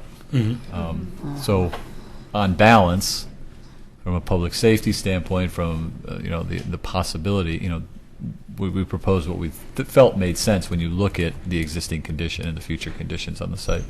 But there are already some pilings there in blocks, 3 and 4, that could be used. And right.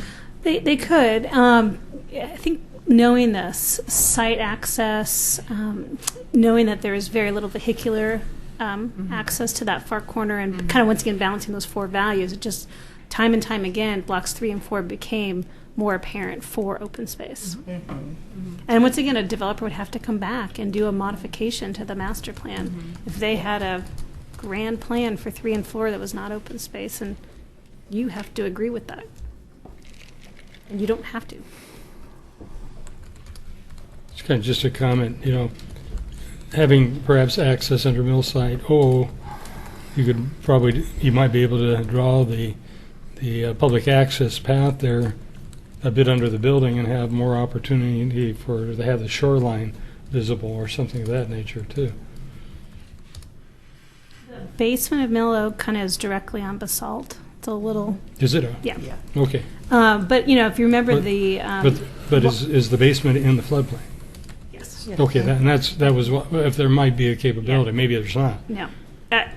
I'm not going to speak declaratively, but that would be really complicated. Yeah, I can understand and you'll see in 3 and 4 we showed general, the general pedestrian path. If you remember from the inspiration drawings, some of them had it going this way.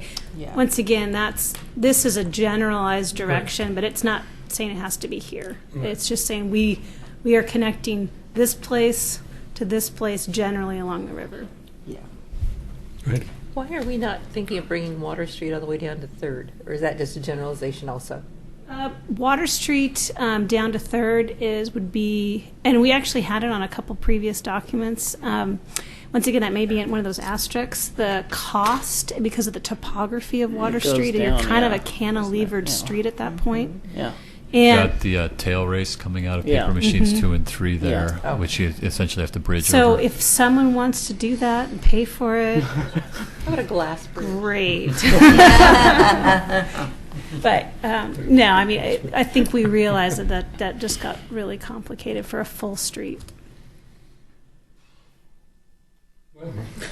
Let me think of where to start. When we were talking about the crossings, I think, there's multiple areas. I think no matter how much, or we should be thinking of all possible ways, which I think we are, because I don't know which is harder to cross. There we go. I don't know which is harder to cross 99E or the railroad tracks, but I think one of the connections I don't really see so much on here is the pedestrian tunnel next to the tunnel and how that goes, up over 99E, but it doesn't get you over the railroad tracks. But it's so underutilized, mainly because once you get over 99E onto that really horrible sidewalk that's on 99E, if you ever tried to walk it, it's impossible to walk. I don't even know why there's a tunnel there inviting you to go to walk it, because it's about as wide as this desk and you have cars coming. It's horrifying. But I could see that, becoming a really amazing entrance way that if it was, if there was some way to get over there. But any connection from the promenade or from coming off the elevator and going down into the tunnel and around or something, I don't know. All those connections I think are so important. I think the promenade is going to be, a really key transportation piece, and then paralleled with the trail to Kanema at some day, that we all hope that you can actually walk from Gladstone all the way through Oregon City, all the way out to Kanema on the waterfront, and I think we're pretty close to that. So I'm excited about that. In terms of historic preservation, I see. Christine, could you go back to that other map? There you go. I think this pink outline of the McLaughlin House is fairly new, and how which is great, because I what I would like us to keep in mind too is a lot of the key historic places on that site are gone. There's a lot of amazing buildings that are gone. But I think we need to be very clear with people coming to redevelop it that those were where those things were. Mm-hmm. And not so much that they're going to build a replica in its place, but if a developer comes in and wants to build a theater, well, wouldn't it be cool if the theater was on the site of the Opera House? Or if a developer was coming in and building a hotel, would they like to know where the site of the Electric Hotel was? I think there's ways, if I walk Oregon City right now and tell people, the Ermatinger House sat at the Elks Lodge. Mm-hmm. The Barclay House sat at the Masonic Lodge. But where was the early Masonic Lodge? Well, it was on the mill site. Mm-hmm. And where was the Electric Hotel? And where was the Opera House and the Woolen Mills, et cetera? So there's, we don't want to go to every extent, but I think some of those key things, especially like Electric Hotel, when we're talking about the whole history of electricity, one of the first buildings probably on the West Coast to have electricity, where these kind of sat. And because I think that even if a building's built on that site, they might play into that. And if not just play into it, have some way to mark that space. So I think, if we wanted to do that, there'd be so many layers you wouldn't be able to tell what was on this map because it's so. But I think doing a little bit more of that so we can kind of say, there was definitely plaques and various things. 'Cause if you go up to, I hope it's still there, but if you go up to it may not be there because the Masonic Lodge is not the Masonic Lodge really, but they had the plaque sitting in the Masonic Lodge that was pulled off of some building on the mill site of where the original Masonic Lodge was. So, even if it's just marked in the future with some sort of a plaque, I'd like to see it. I think that there's a great, and I think we've really talked about this quite a bit on a lot of the tours we do when we talk about all the firsts on the site and all the things that have happened here. So I see an opportunity here as this is step one, right? I mean, we could do a whole project on Just telling the interpretive story of this site from the flooding through the closure of the plant, and I think that is one of the steps somewhere along the way. If whether it's associated with the public access or the open space, or that investment in being able to tell that story, because that's part of what makes this site special is telling that story. Well, and some of that definitely can be done with just the Riverwalk concept alone. I'm itching to scope that when it's time to come. But I definitely want to help. But secondly, I think I think what's great about it is there's so many citizens right now with the online research capabilities that we have now. In most of my lifetime, knowing as much as I do about Oregon City, I still stand at the bluff and try to guess where things were. And you see pictures of all different time periods, and you try to get in your brain how they all sit on each other. And someday I would like to be able to know, kind of, this is where this was. Because I just have people ask all the time, and we talk about it. And I think some of that is being done by just citizens right now, too. And just compiling all that information. Someday when we get to a development, I think we can look at that. That cultural landscape aspect and the layers of history, I think, are important. I just wanted one quick, and I'm hoping this draft may be slightly tweaked to fully implement my vision, which is when a developer comes in for a building, I think it's still their onus to meet those 4 core values. So, how are they going to tell the story of that block? And maybe it's through an interpretive panel in the lobby, or so. But let the developer figure out the little piece that they want to do. And so that's I think we try to do that, and we may have to tweak a little bit. But that's the goal: is all the history of the site is not just interpretive panels along a public walkway. Right. It's integrated, and how do we do that cooperatively? And that's really the goal. Go in the. We keep saying 5 buildings, but it's 4 buildings and a foundation. And what? 2 foundations. Okay. Thank you. Go back to I wish there were buildings. What's the second foundation? Oh, it's just in 2 pieces. 2 pieces. 2 Going pieces back of to George's the original comment, it's just much more of the complicated. Woolen Mill Foundation. So I understood kind of what your description of historic versus not historic, and what brought these 5 essentially to the threshold was they're historic and there's a possibility to reuse them. Then there's kind of another tier, which is a bunch of stuff that might be historic or could be reused, or there's all sorts of variations.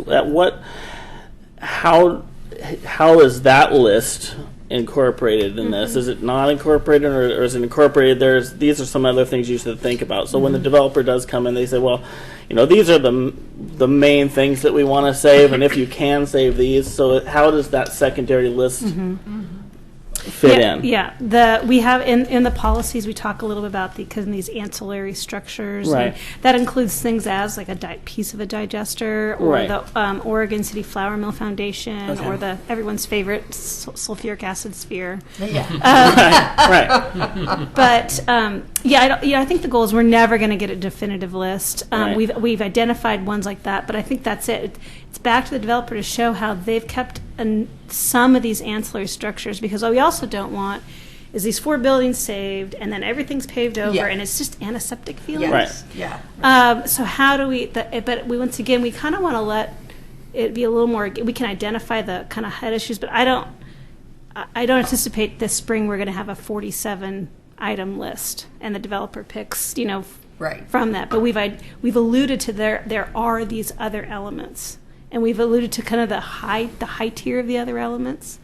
And as we move forward, if you think we're missing these ancillary elements that help keep the authenticity of the site and help once again to kind of tell the story by keeping them, because you're asking a developer to spend money to keep this element. There's cost involved in all of these. Yeah, So I guess but by keeping these elements, which ones tell the best story, or which ones keep the most authenticity for the site? I would take a slightly different response. I think that. I would. mean, I agree with Yeah. Christina, but this was an effort to really vet down to these 5 structures. But if you recall, I mentioned that a lot of the ones that come into the second tier are they're proximate to one of the 5. Okay. And it would, just as it would cost money to keep them, it would also cost money to remove them. And they're very stout buildings that did not rise to the 5 because they are ancillary. I'm thinking of the Hawley building is adjacent to Paper Machine number 1. Right. And that's a separate building. Right. In terms of our identity of buildings. But physically, it's attached to the Hawley building. Right. And it's a very large, open, well-built space. And the assumption is that if anybody were to come forward and reuse the Hawley, there would logically be a use that you could put into Paper Machine 1, and it would remain. And from a historic standpoint, a lot of what made this area so complicated to understand is that all of these buildings are sort of jumbled together. Right. That you don't even perceive them as separate buildings. Right. And that works the other way as well. When whatever the repurposing of the Hawley building is to become, I think the expectation is that most developers would look at ways to use some of the buildings, both historic and not, around it. And that what the plan does is key on the 5. But my expectation, working with developers all over the state, is that in the real world, some of the ancillary buildings are going to get saved as well. And so, I don't know if that answers your question. But Yeah, I mean, I guess I agree with both points. I kind of think there's a middle ground too, because I fear that just assuming that, okay, because it's next to that building, they'll probably think about it. And I don't know that it really is a lot of work to just say, here's the things that we know that are there that you might want to consider saving, and this is why. And have that as kind of so it's there. Because I think those are all variables on whatever is on the site. I mean, if someone comes in and says, I'm building this, but if they happen to know, well, gosh, that kind of is an interesting piece, that is just this weird architecture piece that's sitting there, but wouldn't it look cool in the middle of a restaurant? And then put the restaurant there. So I kind of feel like that list should be there, not just we know that that list is there and it's just kind of. So it should be higher up in the. Well, you can't really say higher up. It's just. Acknowledge it's there. Alphabetize it. Yeah. I'd like to really follow up on that. I think one of our real concerns, and I'm not mentioning any of, I don't know that much about any of the entities that put forward offers on this property. One of the big concerns would be the one that comes forward has no experience at all in redevelopment. They go and tear out and build up, and as much as we can put in terms of protecting those 5 properties, I think that's important. The other thing, is it possible in our process where we're looking at probably this development coming later than the public access, is to bring in our own architectural consultant to talk to any developer that's there, so that they can talk the same language. I mean, we're getting the historical aspect that a lot of us are concerned of, but we're not architects. Whether we could actually bring somebody professional that actually, I will say, works with the partners in the communication with whatever developer comes in to actually be able to visualize what those possibilities are. And I'm putting that forward as, can we do that? It's money. And of course we can. Of course, if we can come up with the money, right? All it takes is money. Yeah. But I do think it's important for the developers to have those resources to have the history of the area, the very detailed, where the different structures were located. So at least they have the opportunity to incorporate that in their design. Yeah. So is there a document that really lays out all the details? Or is that something that we could think about providing? I think it's an important piece in the cultural and historical interpretation. I think we have a lot of pieces of information, you know, and this gets back to the reducing or removing barriers to redevelopment. These sound like great appendices.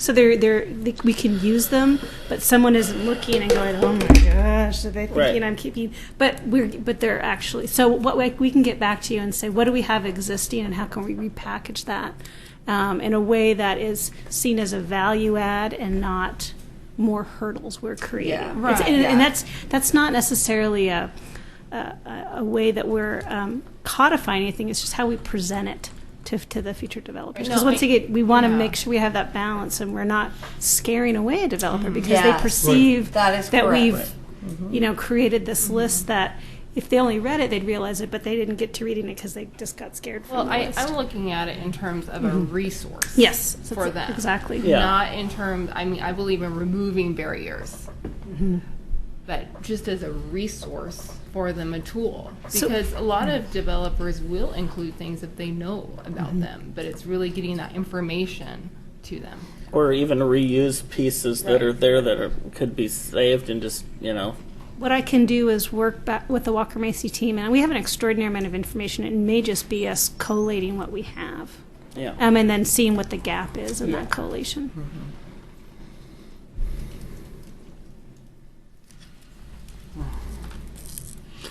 Anything else for the good of order? Anything else from you all? Thank you. This was. Thanks. So I know we hit exciting. you with a lot. It's a 100 and some page document. We'll hopefully get you a hard copy soon. That'd be perfect. And Forward comments on or questions on. Obviously our goal is to get through this, get everyone's concerns addressed, get everyone's vision incorporated, and and hopefully get an approval here this summer. I just want to compliment you all, and want to also compliment Metro.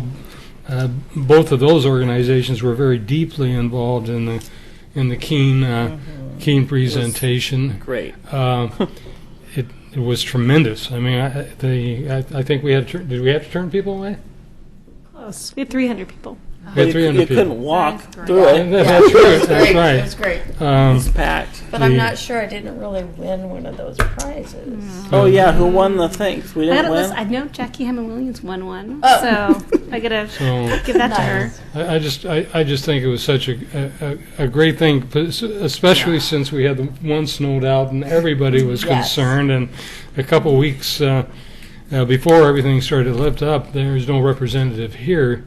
But the Oregon City Chamber of Commerce did an excellent job of getting this out and out and out to the chamber members, and we could see that in terms of the audience that was there. Yeah. We had a lot of chamber members there, which is extremely important to us. I mean, these are some of these maybe people that can maybe bring some additional development to Main Street, not necessarily to the site, but in terms of what comes in terms of the public access and how this whole area redevelops, and I was really happy to see that. Go ahead. I didn't know if we talked to a lot of people, but I think probably the really cool story for me that evening was this man walked in off the street. I can't remember his name right off the top of my head. Was walking through Portland. He was on vacation, but he's on the board for the National Trust of Canada. And came walking in, and we had some amazing discussions with him about, partly the Hudson Bay Company history, Oregon City's history, Canada, and just all of the different things that we're doing, and that was a really cool. Yeah, it was very cool. He's going to send down some information. I believe it was a project in Quebec. Off the top of my head. I asked him about money for the Ermitinger house. Isn't Irby paid? He didn't. You good? Keep working. You're at the Willamette Falls event asking for money for a different project. Hey, Only Rocky would do that. You know this better than I do, but Oregon's Oregon's attachment to John McLaughlin is a lot different than the historic attachment ultimately of the Hudson's Bay Company, John McLaughlin. That's true. Well, Yeah. So, not necessarily the Matinga House, though. no, that's true. That's true. That's a good point. That's a little separate. Yeah, that is separate. That's a So good just point. for the winners were Dick Orr, Sandy Lawson, Matthew Lauer, Mike Markson, Jackie Hammond Williams, and Corey Gray. So we're contacting So them. not us. Great. None of It wasn't us. Not us, you. but I there are people apologize. we know on that. Obviously, I wasn't pulling the Real flags. people that we know Real that we, people that we know on that. won. That was Real great. champions for the project. Real we were able to bring champions. in. Yeah. It was very Yeah. good. We had Cool. 120 plus sign up for that. Yeah, and I had over 100 new champion forms that we are actually filling out into our database this week. And you can still sign up on And the you can website. still sign It's up. right There's there a on big the- button right on the Yeah. main page. I may be in trouble because Sign up. Tony asked what I wrote on the thing, and I basically said I would do anything to make this happen. So I may regret I was just that. looking for money. He gave me anything. That was a great event. Great event. I think we're all passionate about And, this. Yes. Yes. Clearly. Do I say it right? Stromberger, is that right? It's Schoenberger. So my apologies. And Mr. Kramer, thank you very much for your presentations and the efforts that you put in on this project. Thank you. Thank you. Thank you. With that, we get to go to the city manager's report. Thank you, Mayor. As you know, the Union Pacific Railroad Bridge that we call the Trolley Bridge, have a short report on that from John. Yeah. I want to also, before we start, I want to just tell you, I think you all know that John and Martin Montalvo and Bill Kabeisman and I worked, well, actually, I went home, and these guys continued to work after I went home, and brought the lease agreement, the license agreement out to my house Friday night, and then came back on Saturday because there were some changes. And without these guys, I think it's safe to say that Oregon City taxpayers would have been subsidizing the removal of this bridge to some degree, and with their efforts, I can tell you we are not. Good. Good. So that's a good thing. And John's going to give you just a real quick update on a verbal update. I think all of you have all the latest information, but I know the public doesn't. So, John? Right. So we sat in on all the debrief meetings that they had over the weekend, and in getting prepared for the actual knockdown of the bridge, which was successful. I thought all the parties, it was kind of a multi-agency response, and Clackamas County Fire District came up with a good communications plan, and Martin was all over the emergency planning that went into that. It's really good He to is watch such him a great guy do that about that, stuff. isn't Yeah, he? yeah, and Did he you really open your talks the talk EOC? with that stuff Yeah. in their EOC. Yeah. No, did you open yours? Oh no, we didn't open ours. No, but they brought the mobile command Mobile, center there, yeah. and so Yeah. it was a good exercise if nothing else. And the Oregon City side is essentially closed, so the pathway now is not available for use. And during the day of the event, they really were tightening that up. OSHA was there and interested in safety, so it was a safe bridge removal. I don't think they really had to pull on it very much at all. It was pretty much. I was watching the cable through binoculars and just. I don't even think it got taut, and that thing just the weight of the cable kind of pulled it over. So today they've been working at the kind of excavating the bank, trying to get that such that they can kind of lift it and pull it up the bank. So they'll keep working on that, and I suspect they'll be doing that for a few more days. Their plan is to disassemble it on site and then remove it completely. And after that, there'll be quite a restoration plan that we're already starting to talk to them about to the shoreline, and they removed several trees along the pathway there just to kind of get down into where they needed to be. And so I think overall it'll help to clean up that part of the river as well. So it's a good event, and as David said, we're tracking our time, and the intent is that the Oregon City ratepayers or taxpayers won't have to cover any of that. That's great. Expense. That's great. Go ahead. Has DEQ been involved in this? I'm a little bit worried about the hazards that are from the bridge sitting in the water. DEQ is not the regulatory authority there. It's the Corps and Department of Fish and Wildlife. So they've been notified, and they have actually provided the go-ahead to go ahead and remove that, because it was a life safety issue. There was some real concern Yeah, about but that. So. that's not what I'm asking, is about the contaminants and toxins that are on the bridge are now sitting in the river and going downstream. I'm not aware of contaminants and toxins. Well, when we talked about buying it, there was a talk of lead. There's probably asbestos on it. I think they have to get a permit. I'm pretty sure they have. That's part of their. They received a verbal. Whether they have to do something more to mitigate that, we haven't heard yet. So we know the shoreline restoration will be permitted, but they got kind of immediate action permit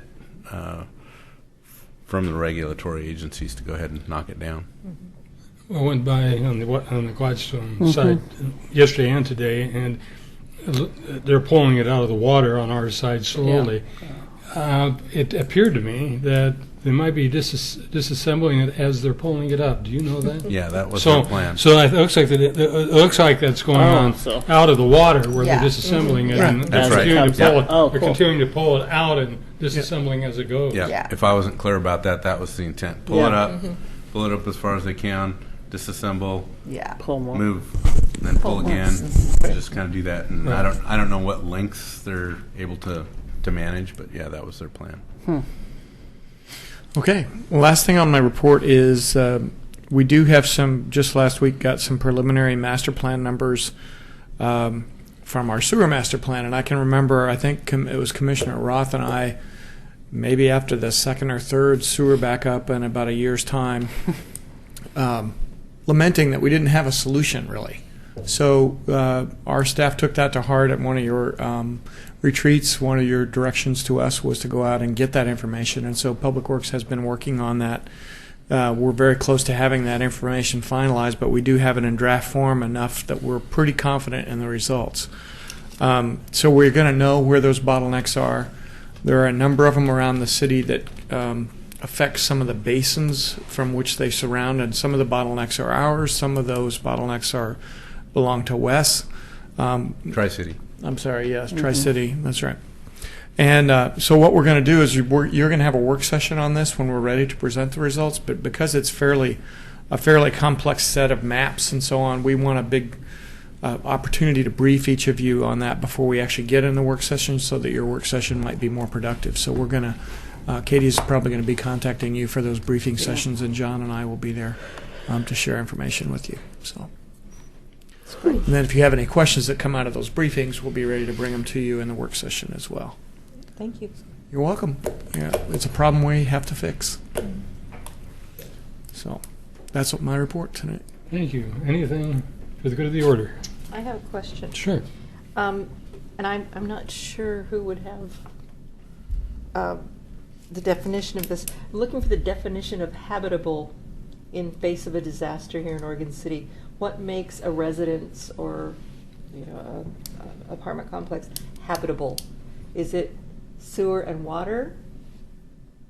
Those are two important pieces. There's also structure, the structure itself. Right, but outside of the structure, if the structure is okay, we're saying, and this one doesn't have sewer, this one does have sewer and water, if you were to post those. I guess I'd like to know a little more. Do we have to answer it right now? Maybe you can. No, I'm trying to figure this out. This question came up there was a training up here at the county yesterday about this, and the difference between Oregon definition of habitable and Oregon or local jurisdictions definition as compared to California, and how we need to define that within our codes. My answer would be a practical answer, so I don't know the definitions. I'd have to look into that. I think it's something we need to look at, because it could make a big difference in a disaster. I can get an answer. And what I'm referencing is there's a house that was a drug house that we, through code enforcement, basically that the house is no more. They did not have electricity, they did not have water, and they did not have sewer. But that's my memory. But I know Nancy Bush would have the answer to this, and I can. I'll send an email. Are we talking tomorrow. temporary? I'm talking about placarding homes from ATC 20. I'm sorry. What home? Placarding homes from ATC 20. Oh, okay. And so electricity is normally not something that you need to have. That's not a requirement to have a habitable place. Yeah. but I want to know about water and sewer.